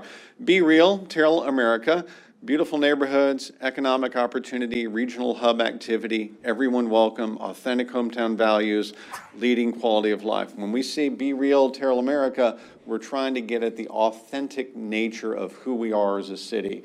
And remember our history, be really who we are, don't try to reinvent ourselves, just be real Terrell America and provide these things. What's the vision that we mean by Terrell America? It's all of those, beautiful neighborhoods all the way down to leading quality of life. Those are the things we would say are tangibly what we mean when we're talking about Terrell America. So that's an idea here. And you can all see all of these revolve around the idea we've got a logo that implies something. We're right now, Terrell America conjures something in your mind, so let's play off of that to create our new vision statement. Next one, here's one that says living. Leading economic development, innovative partnerships, vision for the future, inviting community atmosphere, networking with our residents, growing our quality of life initiatives. That's Terrell America, right? That's living Terrell America. That's option B. Option C, this one goes with the word legacy. Again, a lot of our elected officials had the idea of we want to honor being an 1873 community and the history that we have here. So, okay, well, what about legacy Terrell America? And then listing these different meaning words for that. Option D is a little bit different one. I put at the end because I thought, okay, this is a different way of approaching it, right? Terrell America, leader. Simple statement, but that's a vision right there. Terrell America, leader. And it implies what we want to be for our community. And it also turns around to being something that we're asking everybody to be part of, right? We want citizens who are leaders. We want elected officials who are leaders. We want staff who want to be a leader. So Terrell America, leader, that's a very declarative, strong statement. So what do we mean here? Legacy by design. Again, go back to your history. We're trying to design into the future growth something that looks backwards and says, what's the legacy that we're passing on here? Economic opportunity, authentic hometown values, distinctive neighborhoods, everyone welcome, regional hub activity. So a different version of it, but also one with a good statement behind it. So any of those 4, or by the way, we kind of put them all on paper for you so you can mix and match. You might say, well, I like that word, but I don't like that little phrase that's connected to it. Okay, we can work through that. We can take your feedback there. You may have a different word or a different kind of phrase that comes to you. Let us know that. We can try to work that into the mix.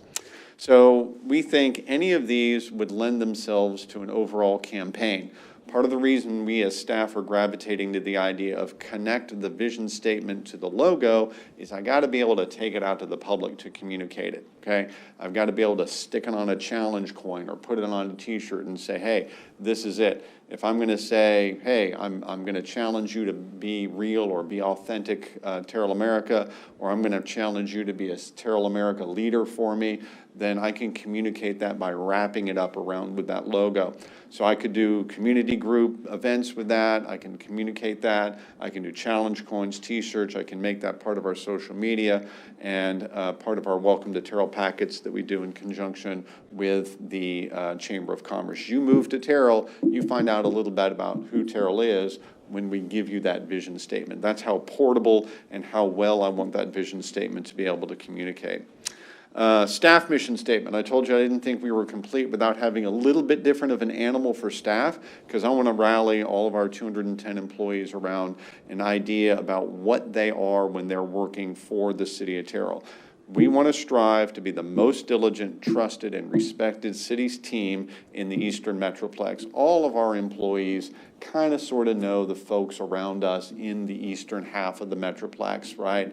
We know who else is working for other cities. We know how hard they work. We know those things, and we know what it means when we say be the most diligent, the most trusted, the most respected. So I'm not saying we've settled this, right? This is still in draft form, but these are things that we're thinking about having for a staff mission statement.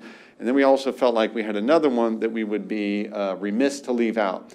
We're a city of roughly 20,000. I can point at a development map that within our current city limits and within the area right around our city limits and our ETJ, we're probably going to have something like 80,000 new people move. Whether we like it or not, whether we think it ought to go fast, slow, or whatever, state law says they can come. Federal law says we can't control what they're doing, okay?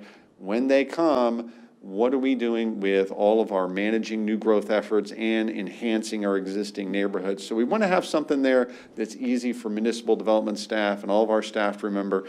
Given our challenges of growth in a historic 1873 city where we both have to fix old broken things, renew old neighborhoods that might not have been built quite right from an underground utility standpoint once upon a time, we've got to work together to assure the ABCs of new and infill development. Anchor all neighborhoods with amenities and identity, right? If I'm going to think about the neighborhood around the state hospital, am I doing right by that neighborhood if I never give it a park that I can walk to? I've got to anchor it with an amenity, and that's a unique neighborhood that ought to have a unique identity. We need to be looking for ways to make that neighborhood unique. Stallings, we've had a funding source available to do improvements there. We've made some, but we've got a lot more to do in Stallings. And I can point at all of these neighborhoods around our existing city and say, hey, we need to make sure that we're anchoring them and giving them an identity. We need to build all of our stuff walkable. We need to build it to be secure. Glenn Caldwell will beat me up if I don't make it easy to maintain, because we've got to have stuff we can take care of over time. Constructing roads and infrastructure concurrent with growth. So whether it's a infill community or whether it's a new community, I've got to have something that's easy for staff to remember. And frankly, I'd like to have something that I can hand a developer and say, this is what we're aiming for, right? You saw the phrase earlier on over here under the option D, the D there being distinctive neighborhoods. They don't all have to be the same, right? I could remind you that what we're aiming for here is a diverse range of incomes in this city. That means distinctive neighborhoods. Some of the neighborhoods are going to look different than others. Some of them are going to be a little tightly packed. Some of them are going to be kind of spread out. Some of them are going to be a mix. We've got to have distinctive neighborhoods, and we think following this ABCs will be a good one. I'll give you 2 examples of recent things that are to council's credit. It was very hard to convince Arboretum Estates not to be a fairly mundane, I'll call it a fairly mundane development, highly dense development outside the city limits. 1,100 acres where everybody just drives down FM 148 and pops into our town. And we don't get to control crime or fire or anything else out there. With a lot of negotiating and a lot of work, a lot of leadership by this city council and the mayor to make sure that we could create a tax increment refinance zone, we got them to annex into the city. And what did? We anchored it with an arboretum. And that arboretum needs to grow and get developed over time. We can't take it for granted. We have to use the TERS to continue to reinvest in there, but that gave it an identity. It gave it a way to hold value over time. We made sure there was an elementary school site there. We made sure there was a fire station site there. We made sure there's some soccer and baseball field sites there, as well as the arboretum. We've anchored it with amenities. And so we want to be able to communicate this ABCs of new growth and enhancing existing neighborhoods. So I said a lot there. I'll just say that you'll get a copy of this. I didn't put it in your packet because I wanted to present it, but getting your input on a new vision statement and using our strategic plan as an opportunity for this city council to put that stamp down and say, hey, we're setting a new vision statement, I think that's incredibly important. And whether you go with Be Real Terrell America or Living Terrell America or Legacy Terrell America or Terrell America Leader, whatever you pick, and whether or not you guys want to suggest other options for consideration, I'm happy to take those suggestions.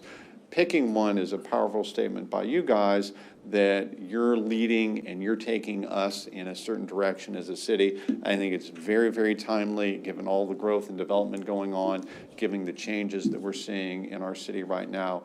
So, Mayor, I'll pass it back to you, and I just wanted to give you some time to start thinking about it. You know, thank you for the input. I like the direction that we're going.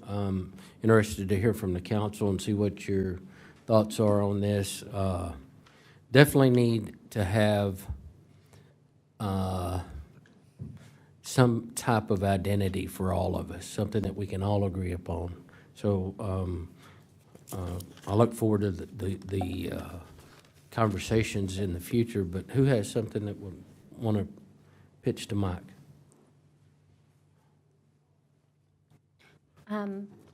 It's really exciting to see the creation of an updated vision, because it only happens every so often, right? I was also really glad to see the information about like staff, right? So when I think about organizations, whether you're a corporation or you're a city, I also think about values. So I would challenge us with our new human resources director and her experience to also think about like a value system, right? And some of those are integrated in your presentation, such as like, trusted, respectful. Are there certain key values that we want from onboarding, right, of staff members, whether you're in our police department or whether you're in HR or utilities? What are those key values that we want to see from employees? And then how can we recognize them throughout the year for upholding those key values? That would be my only challenge for today. And really my one question that I have is, what is that timeline, the deadline? Is it the updates? Do we expect to vote on these along with the new budget for the next year? Yeah, I'm sorry, I just clicked off there, but the printed one that I had in there is fairly aggressive, and yeah, if you go as fast as you might, then you could be voting on this as early as May 14th. Remember, given the state law changes that happened a couple of years ago, we really don't do our budget retreat until the first week of August, and then, jump into a lot of adoption of budget items directly thereafter. So I get impatient. I would like to make sure that I have my budget set up and ready, and I have my strategic plan goals that I can pull out of and create my budget with. So I'd love it if we could hold to a mid-May adoption of the strategic plan and new vision. On the other hand, you're really not hurting anything if this delays into June or July to finalize your vote on the strategic plan. I think it's important enough that you certainly don't want to have a split vote on a new vision statement. You don't want to have somebody uncomfortable with your vision. You want to make really sure that all 5 voices on the elected official side of things are very, very comfortable with, yeah, I really like that vision statement. And there's no reason to say that, oh, we couldn't wait a couple of weeks or whatever before we take a formal vote on that. No problem with that at all. Mm-hmm. Oh, and I should also say, related to the values, I don't want to necessarily commit that we will embed that in this update of the strategic plan, given that our new HR director has been here for 4 weeks. But I love that idea. That is absolutely where we need to go as an organization, is we need to have not just the staff mission statement, but core values that we revolve around as well. So that's very well taken. Yes, ma'am. So I just want to say, great work on that. There's a lot of good work was put into that. If you could send it out to us all so we can look it over, that'd be great. I definitely think we talk a lot at council about what we don't want out of the city. I think it's so important for us to kind of discuss what we do want Terrell to look like in the next 5 to 10 years. So I think this is a highly important effort. I definitely think our current vision statement is just sort of word salad, doesn't necessarily inspire me for any direction, So I love the idea of kind of consolidating that, focusing it, and making a clear sort of projection for what we'd like to see, what our goals are, our challenges. And, yeah, I think we're on the right track here. Very good. Sure. Thank you, sir. Thanks, Mike. Yes, Mayor, this is really great. I just know from experience, organizations that don't have an identity, they thrive in chaos.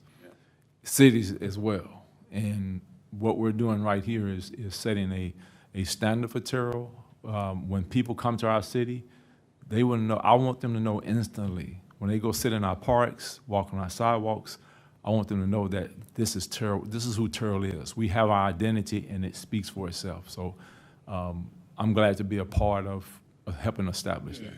Absolutely. The only reminder I'd put on the end of all of that is to say there will be no city like Terrell. Terrell is a very, very unique place. There is nothing generic about Terrell.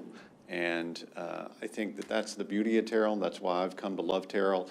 You guys who grew up and went to high school here and have a Terrell High School diploma are awesome. And look at who you are as a city council. What an unusual city council. Every single city council person is a Terrell High School graduate. That says something, you know. You guys are in a unique position here to say, look, right before we have this huge wave of growth, let's put our fist down and let's make sure that we're really clear about who we are as a community. And I would say I want to thank Mark Mills and Omira and Allison who've been working on this. All the department heads had a chance to weigh in on this and give us some feedback earlier. And so great thanks to all the staff. But really, this is something I want you guys to really truly own. And we'll take the time necessary for you guys to feel very comfortable with it. Okay? We'll get cool solar glasses too. There you go. Yeah, absolutely. We got cool solar glasses. Yeah, Council, lastly, I want to thank Mike and the staff. We should not be a council, a mayor, or a city who does things last minute, right? And we just throw something together just for the sake of throwing it together. Obviously, they put in some time and effort to get us to where we are. So now it's incumbent upon us to do our job and to give them some feedback so that we're prepared and ready when we get ready to adopt this thing.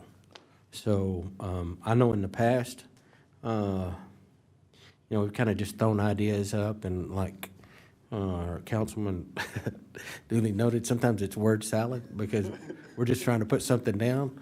Let's put some thought in this. I think we can come up with something very special. Yeah. I got a good group up here. I think we can come up with something very special for our city and that we can all agree upon. Okay? Good. Well, if I could too, Mayor, I'd like to commend Mike and the council and all of you for this. What I see here more than anything else is vision. And what is it they say in the scriptures? Where there's no vision, the people perish. Yep. And we see vision here, and I think that speaks highly of all of Mike and of all of you, and I just wanted to say that if I may. Good, thank you. Next item on the agenda is 7.1, discuss and consider change order number 1 with Spray and Place Solutions. It's going to be our Director of Utilities, DJ Brower. Good evening, Mayor and staff again. I want to thank you for authorizing the spray in place. It did work. They have cleaned out the pipe underneath the railroad tracks. Unfortunately, when we did that, we discovered there was a crack in that steel pipe that's right underneath a ditch, and water is draining into it, so they had to make a emergency repair. They charging us a change order of $13,454 to make that repair. We have authorized it to make that repair because they were there, they had the equipment, they had the specialty, and it would cause more damage to wait. But I am asking for after-the-fact approval to incorporate this change order. They also cleaned videotaped the remaining 1,300 feet of sanitary sewer pipe. This is a report of all the imperfections they found in there. So you can see it's a pretty thick report. So we do have a lot of work to do just in that 1,300 feet. And that's just an indication of what we've got to do with the rest of the city's underground sewer system, clay tile, asphalt. But I am asking that you approve the change order number 1. They didn't quite finish because of the wet weather. The pipe has to dry. And so we're looking for about a 4-week break, and then we'll come back at no extra cost and finish it. They've billed us for about 80% of the contract cost, and we're holding the other 20% until they actually complete the work. Okay. So, good. Does anybody have any questions for DJ on this item? Again, this is a not-to-exceed number of $13,454 on the Correct. change order. Is there a motion on item 7.1? Motion to increase the contract for or a motion to approve the change order as stated in item 7.1 by $13,454. Okay. So motion, is there a second? Second. I have a motion from Mayor Ronnie Velazquez, Mayor Pro Tem District 3, a second from Phil Robinson, District 4, to approve change order number 01 in the amount not to exceed $13,454. Is there any further discussion? Hearing none, all those in favor, let it be known by stating aye. Aye. Any opposed? Motion carries unanimous vote of those present. Our next item on the agenda is 7.2. Yes, Mr. Mayor, members of the council, item 7.2 is to discuss and consider a construction plat for Crossroads at Terrell, Lot 3, Block 1, being 2.080 acres, situated in the John C. Hale Survey, abstract number 202, in the city of Terrell, Kaufman County, Texas, located at the south side of Spur 557, east of Independence Parkway, CP 24-0. This is going to be handled by Jana Wampler. Wampler. Did I say Wampler? I did. Sorry, Jana. I get it all the time. Wampler. Mayor and council, I bring to you tonight a construction plat out at the Crossroads at Terrell. It is, as Ms. Shumper said, south side of Spur 557, frontage road, and east of Independence Parkway, known as Lot 3R, Block 1 of the Faulkner Addition. The owner and the applicant is Century Square Terrell LLC.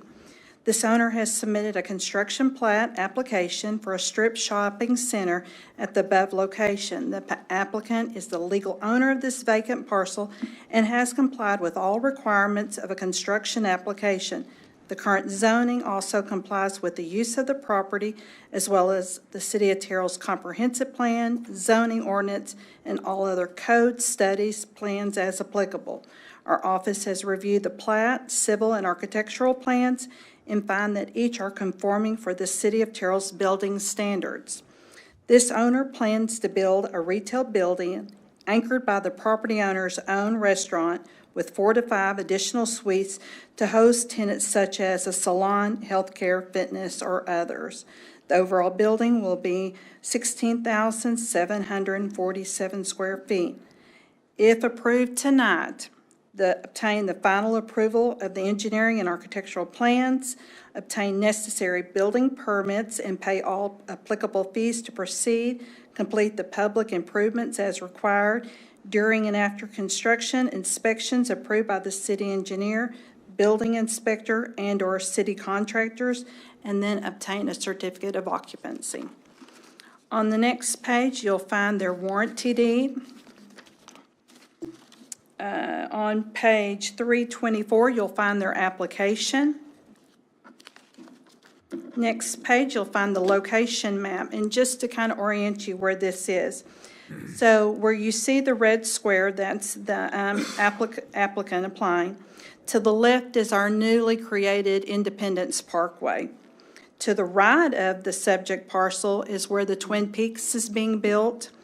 And then next to it, along Merchant Way, is the Chewy's. The following page is our zoning retail, which is for commercial retail. The next page, future land use, shows highway corridor. The next page is the plat. On page 330, you'll see their site plan, and then I've got some renderings that the applicant submitted to me that gives you an idea. The first one is an outdoor view. Same for page 332. On 334 is a bird's eye view that will give you an idea about their parking and their landscaping that they're planning. And then the last page is also another rear view, but bird's eye view. This application was presented to the P&Z on March 28th and was approved with a 5-0 in favor. Staff recommends approval. Okay. Does anybody have any questions for Jana on this item? Hearing none, this is a... Real quick question. Okay. Are there any potential tenants in mind bit of expressed interest or that they've targeted here? Yes, and they're going to be, once they apply for their final inspection and CO, they said they're bringing 2 tenants to us, but those tenants wish to be anonymous right now. The owner even won't tell me what kind of restaurant they're planning on putting in, so they're wanting it to be a surprise. I tried to get it out of them. A pleasant or unpleasant surprise? I know. Again, this is the discuss and consider a construction plat for Crossroads. Is there a motion? And again, it complies with everything, so, you know, whatever it is that they're putting there is allowable. All right. Motion to approve item 7.3 as presented. I have a motion. Is there a second? A second. I have a motion from Mayor Ronnie Velazquez, Mayor Pro Tem District 3, a second from Grady Simpson District 2 to approve construction plat for Crossroads at Terrell Lot 3, Block 1, being 2.08 acres, situated in the John C. Hale Survey, abstract number 202, in the city of Terrell, Kaufman County, Texas. Is there any further discussion? Hearing none, all those in favor, let it be known by stating aye. Aye. Aye. Any opposed? Motion carries unanimous vote of those present. Our next item on the agenda is 7.3. Again, this is going to be Jana Wampler. Yes, Mr. Mayor, item 7.3 is to discuss and consider a construction plat for Lot 1, Block A, being 1.333 acres, situated in the E. Helmetetler Survey, abstract number 229, in the city of Terrell, Kaufman County, Texas, located on the north side of U.S. Highway 80 and also known as 1113 East Moore Avenue, CP 24-04. Okay. Jana? I bring to you a construction plat by the owner applicant, who is East Texas Latin Market. Again, the property is at 1113 East Moore Avenue. This owner has submitted a construction plat application for a Latin market with an office and a grocery store that will serve tacos at the above location. The applicant is the legal owner of this parcel and has complied with all requirements of construction application. The current zoning also complies with the use of the property, as well as the City of Terrell's comprehensive plan, zoning ordinance, and all other codes, studies, plans as applicable. Our office has reviewed the plat, civil, and architectural plans and find that each are conforming to the City of Terrell's building standards. If approved tonight, this applicant will obtain final approval of the engineering and architectural plans, obtain necessary building permits, and pay all applicable fees to proceed, complete the public improvements as required. During and after construction, inspections and approval by the city engineer, building inspector, and/or city contractors, and then obtain a certificate of occupancy. On the next page, you'll find their application. On page 339, you'll see the owner's contact information. We have then their warranty deed on the next few pages. On page 346 is the location map. Again, this is on East Moore. It's on the north side, and it's right next to the free-up storage there. The next page, you have the zoning, which confirms commercial. Then we have your future land use, and then our site plan. If you'll see, the middle building there is where the market is going to be located. That will be a new construction. The outer buildings, I'm going to explain what the owner has in plan for that. We have another plat on the next page. If you'll go to page 353, this building here is existing. The owner has identified what improvements that will be required to make this an office. The next page is an existing shed. He's going to bring that one up to code and our building inspector's requirements, and it won't look like this, I'm told, in the after condition. The third building will be a demo. Now, on the next page, it talks more about the center market that he has plans to build. On page 357, it indicates the circular drive and all of the parking that will be provided. The next view is an inside look of the layout of that market. And I'm told originally he is planning on doing a drive-through for the tacos, but as he completes the construction, he'll have it where you can go in and actually have breakfast and lunch. This construction plat was presented to our P&Z on March 28th with a 5-0 in favor. Staff requests that this application be approved. All right, thank you, Jana. Does anybody have any questions for 7.3? Jana, does the applicant have previous experience in running the same or similar business? Yes, sir. Evidently, he's worked in some surrounding towns and has also the same types of business there. Do we know which, like examples of which meat markets or in which cities? I do not, but I can find out and submit that to you all. Are we voting on this today?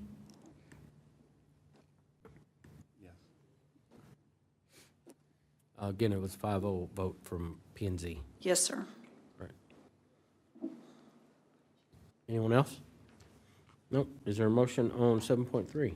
Yes, Mayor, a motion to approve item 7.3. Motion, is there a second? Second. Have a motion from Grady Simpson, District 2, a second from Mayor Ronnie Velasquez, Mayor Pro Tem District 3, to approve the construction plat for Lot 1, Block A, being 1.333 acres situated in the E. Heltmaler Survey, abstract number 229 in the city of Terrell, Kaufman County, Texas. Is there any further discussion? Hearing none, all those in favor let it be known by stating aye. Aye. Aye. Any opposed? Motion carries unanimous vote of those present. Our next item on the agenda is 7.5. 7.4, I believe. Oh, it is, Mayor. 7.4, sorry. Yes, item 7.4 is to discuss and consider a construction plat for Crossroads at Terrell, Block 729, in the Faulkner Edition, situated in the J.C. Hale Survey, abstract number 202, being 3.3980 acres in the city of Terrell, Kaufman County, Texas, also known as 1139 South Virginia Street, CP 24-05. Okay. Jana? Council, I bring to you another construction plat located at 1139 South Virginia Street here in Terrell. The existing zoning is light industrial. The owner of the property is 42 FL Terrell LP, and the new tenant will be Frito-Lay. This owner has submitted a construction plat application for a Frito-Lay warehouse facility. The applicant is the legal owner of this vacant parcel and has complied with all requirements of a construction application. The current zoning also complies with the use of the property as well as the City of Terrell's comprehensive plan, zoning ordinance, and all other codes, studies, and plans as applicable. Our office has reviewed the plat, civil, and architectural plans and find that each are conforming to the city's standards and requirements. Frito-Lay has plans to relocate 3 of their out-of-town area facilities to this new development. These centers, referred to as Product Exchange Centers, or PECs, receive their products by 18-wheelers and repackage individual orders, which are then sent out in box trucks or vans. The proposed building will be 120 foot long by 71 feet wide, with 7 unloading loading bays. If approved tonight, obtain final approval of the engineering and architectural plans, obtain necessary building permits and pay all applicable fees, complete the public improvements as required, during and after construction inspections and approval by the city engineer, building inspector, and our city contractors, and then obtain a certificate of occupancy. On the next page, you see their application. Page 369 is the landowner's special warranty deed. Page 371 is a location map. So in red, it will be the Frito-Lay Distribution Center. To the left is a vacant track. On the right side is the Power Lab building, to kind of orientate you where this is located. Next page is zoning, which clearly shows that it's light industrial. And then the future land use is local retail and office. The next few pages are the architectural plans to show you the loading areas and the employee parking. On page 376 is an outdoor rendering to give you an idea of the colors and the materials that will be used. The next few pages are just other renderings of the inside as well as then the outside. Page 380 shows you the loading docks.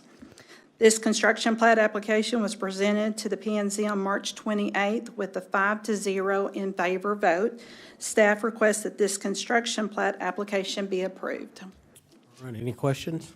Yes, what's the number of employees this can potentially bring? 25 to 30. 25 to 30? That'll be full-time, and they'll be responsible for unpacking supplies and then repacking individual orders where they're dispersed. What's the average pay? Pardon? What would be the average pay? I didn't ask that, but I can find out and get back with you. And these will be full-time employees, not contract employees? They're full-time employees. With benefits?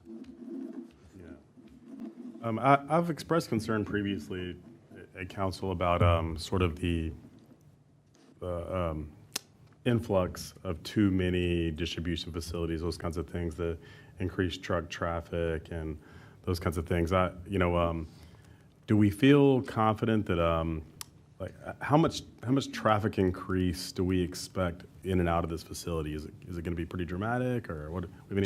During the week, there will be 18-wheelers coming in and making deliveries, but I'm told that the shipment in the box trucks and vans, those are usually on the weekend when they go into their various stores and grocery stores to do their restocking. Okay, and the employees that will be working there will be predominantly like loading and unloading trucks, those kinds of things? And packaging, yes. Will there be any sort of like middle management jobs created, or anyone who would kind of be overseeing any of that? I would assume, but I can get that information and get back with you. I'm glad Councilman Phil brought that up about the truck travel. I would assume that the majority of these trucks be coming off 80 and 20? 34. I mean, Yeah, State Highway 34, Yeah, yes, sir. I just hate to see a lot of truck traffic coming through downtown or back by Rose Hill, into our neighborhoods. Right. That's a biggie for me. Right. Well, they will be required to pay impact fees, and so we will be receiving those, at the time of the building process. Yeah, because our neighborhood roads, we fix up, and then those trucks, you just destroy them over time. So recall, this is on State Highway 34, so it's right next door to 1836. So we're seeing the truck traffic, not only just from here. This is not going to be a great deal of volume of trucks, because you look at the number of bays, we're not talking, these are going to be small distribution trucks leaving out, going and servicing the facilities, convenience stores, grocery stores, et cetera. So there's not going to be volumes and volumes like a warehouse. This is not going to be like an Amazon warehouse. Okay. More box trucks. Box trucks. That are going to be taking the daily deliveries. Your 18-wheelers will come in, unload, and this is going to be a small distribution facility. If you can see, when you drive by there, you can see the footprint of it right now. So with 7 bays, we're not going to have a great deal of traffic, because half of them are going to be maintained with box trucks loading them up. Okay. That was my takeaway as well, that this is it's not a large Frito-Lay facility. I think when you hear Frito-Lay, I mean, there's just so much product that they have, but this is a smaller facility. I mean, I would welcome them to come build a much bigger facility, so, elsewhere in the city of Terrell. It's in an area that's zoned for this type of business. We have businesses immediately east that also have vehicles coming in and out. It's on a highway. They have 80, they have 34, they have 20. So it's not, and especially being in my district, right? I feel comfortable with the amount of exits that are surrounding this specific area where the business is going. Now, if you said, over by the Terrell State Hospital or closer to some of our schools, then I may not be, as favorable to the traffic.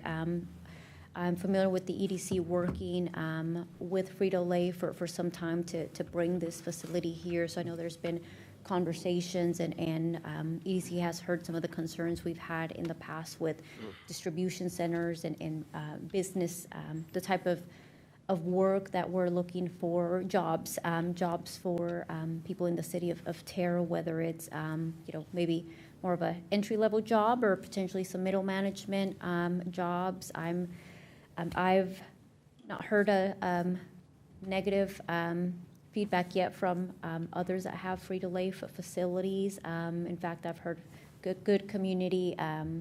They do good community outreach. May provide scholarships. May work with nonprofits. So I'm excited. I hear the concerns, and I appreciate my fellow council members also speaking up for District 3 and the rest of the community. But at this time, I feel comfortable with the project. Just as a quick note to staff, I think for future presentations of this type, it would be helpful for us to kind of have a pretty clear picture present of the types of jobs or the sort of income. We're all focused on bringing quality jobs to Terrell, so we want to make sure we kind of have the right information to make a ruling on whether these are the right fit for our town if possible. That'd be a great tidbit to bring. I love bringing details. We're happy to bring details. I would just say that you have to remember the guardrails of state law you're dealing with when you're dealing with plating issues. And so you got a topic there to deal with where, if I'm zoning compliant, I'm compliant with all of the rule book of all of the engineering world. I'm compliant with fire lanes. I'm compliant with, did I get the water and the sewer proposed to be in the right place and all of that. If I proved that I was compliant with the screening standards, then what you get into with plating is what's referred to as the ministerial function of the council. Under the ministerial function of the council, all you can really ask yourself is, were they compliant with the rule book? If they're compliant with the rule book, then get voted down, then they've got a reason to sue the city. So what you're looking for with the discussion of jobs and with pay levels and that sort of thing is the project worthy of getting an incentive, or is the project worthy of rezoning or something like that? And so, I'm all in on those discussions. I spent a lot of my career doing negotiations like that, so I completely understand the point. I just think you've got two different worlds you live in. One is where you're making a discretionary decision about an incentive or a waiving of a fee, or you've got a discretionary issue for your rezoning a piece of land.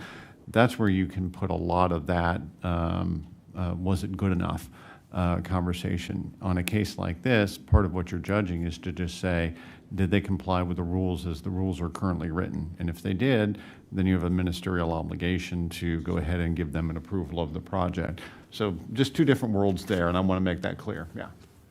And I definitely understand that, Mike, with regard to sort of the role of council and what we're sort of supposed to be considering in these processes. But I also do feel like, when you're considering what we currently have in town, what's coming to the city, it's just having the whole picture, having that clarity helps us to kind of make a more informed decision. Yeah, and I think, pardon me for, Chris Snap's going to get mad at me for going off topic, but since we were talking about meetings with boards earlier today, one of the classic conversations between a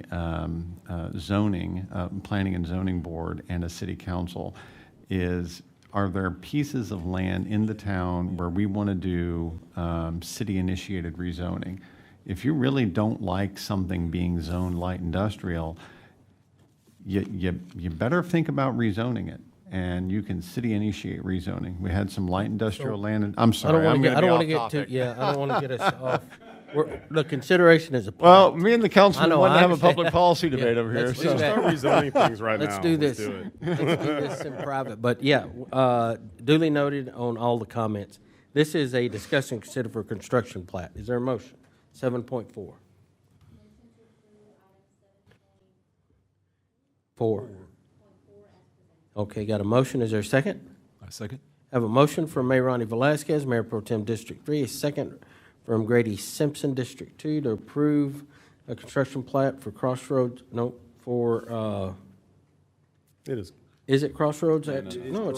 says in the, Block 729 in the Faulkner edition. It's not Crossroads, though. Well, I This think is, that's Faulkner. is it? it's part of Cross Address 1139 South Virginia Street. Okay. That was what was on the application. All right, so let's do that. This is a construction plat for approval of 1139 South Virginia Street. Is there any further discussion? Hearing none, all those in favor let it be known by stating aye. Aye. Any opposed? Motion carries unanimous vote of those present. Our next item on the agenda is 7.5. Yes, Mr. Mayor, members of the council, item 7.5 is to discuss and consider a construction plat for Crossroads at Terrell, Lot 1, Block 6, and the Crossroads at Terrell Phase 4A, being 9.341 acres situated in the John C. Hale Survey, abstract number 202, in the city of Terrell, Kaufman County, Texas, CP 24-06. All right, Jana? All right, the last construction plat of the evening is for a multifamily development called The Travis by Westwood. The existing zoning is retail by planned development for a multifamily use per ordinance 2959. The owner and applicant is MTGA Development Corporation and Westwood Development. This landowner and developer has submitted a construction plat application for a multifamily apartment complex to be known as the Travis by Westwood Development, per the terms of the development agreement and planned development identified in Ordinance 2959.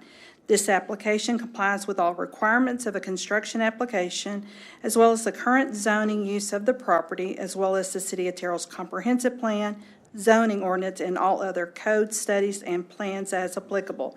Our office has reviewed the plat, civil, and architectural plans and find that each are conforming to the City of Terrell ordinance and building standard requirements. If approved tonight, we'll obtain final approval of the engineering and architectural plans, obtain necessary building permits, and pay all applicable fees to proceed, complete the public improvements as required.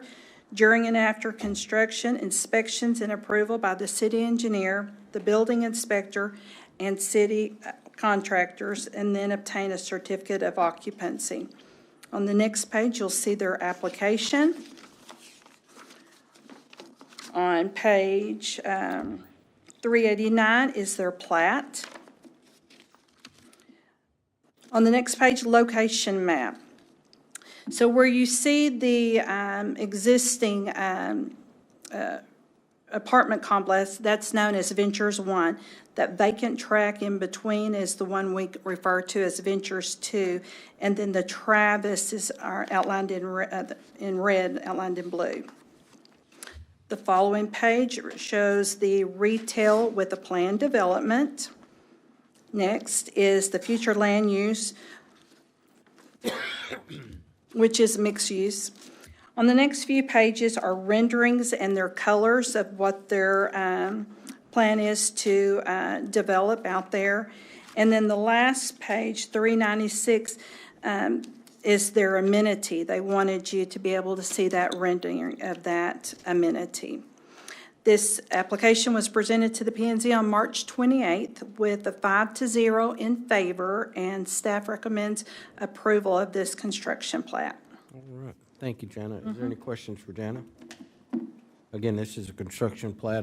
All of it complies. 5-0 vote with their P&Z. Correct. Yes? Okay. Yes, sir. Any discussion? How many residences total? I know that. It's 300 units. 300 unit, yeah. 300? I went to like 310, something like that. Okay. Do we feel comfortable with the entry and egress of that area with regard to traffic flow in and out of that area? Okay. No concerns of any kind there? No. Additional roads are even being added. Mhm. All the way to State Hill Road is already in the plan. But we have ingress from the access road and then also from, between, I think it's Champion Way. Couple of roads, too many roads over there, but between the two buildings, we got straight access back there, all the way back over. Got two egresses in there easily. Okay. Anyone else? Caught me with candy in my mouth. Is there a motion on 7.5? Motion to approve item 7.5 as presented. I have a motion. Is there a second? Second? We have a motion from Mayor Ronnie Velasquez, Mayor Pro Tem District 3, a second from Grady Simpson, District 2, to approve construction plat for Crossroads at Terrell, Lot 1, Block 6, in the Crossroads at Terrell Phase 4A, being 9.341 acres, situated in the John C. Hale Survey, abstract number 202. Is there any further discussion? Hearing none, all those in favor, let it be known by stating aye. Aye. Any opposed? Nay. Motion carries 2-1. Next item on the agenda is discussion and consider the minutes from the regular, oh, no. We are consent agenda. Consent agenda. Is there a motion on the consent agenda? Yes, Mayor, motion to approve the consent agenda as presented. Have a motion, is there a second? Second. Have a motion from Grady Simpson, a second from Mayor Ronnie Velasquez, Mayor Pro Tem District 3, to approve the consent agenda as presented. Is there any further discussion? Hearing none, all those in favor, let it be known by stating aye. Aye. Any opposed? Motion carries unanimous vote of those present. Next item on the agenda is receive police department reports. If you would, review those, council, and if you have any questions, please reach out to Mike or the police chief.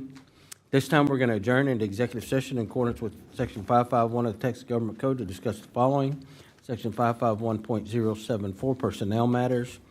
Section 551.087, deliberations regarding economic development negotiations. We are now in executive session. We'll do so in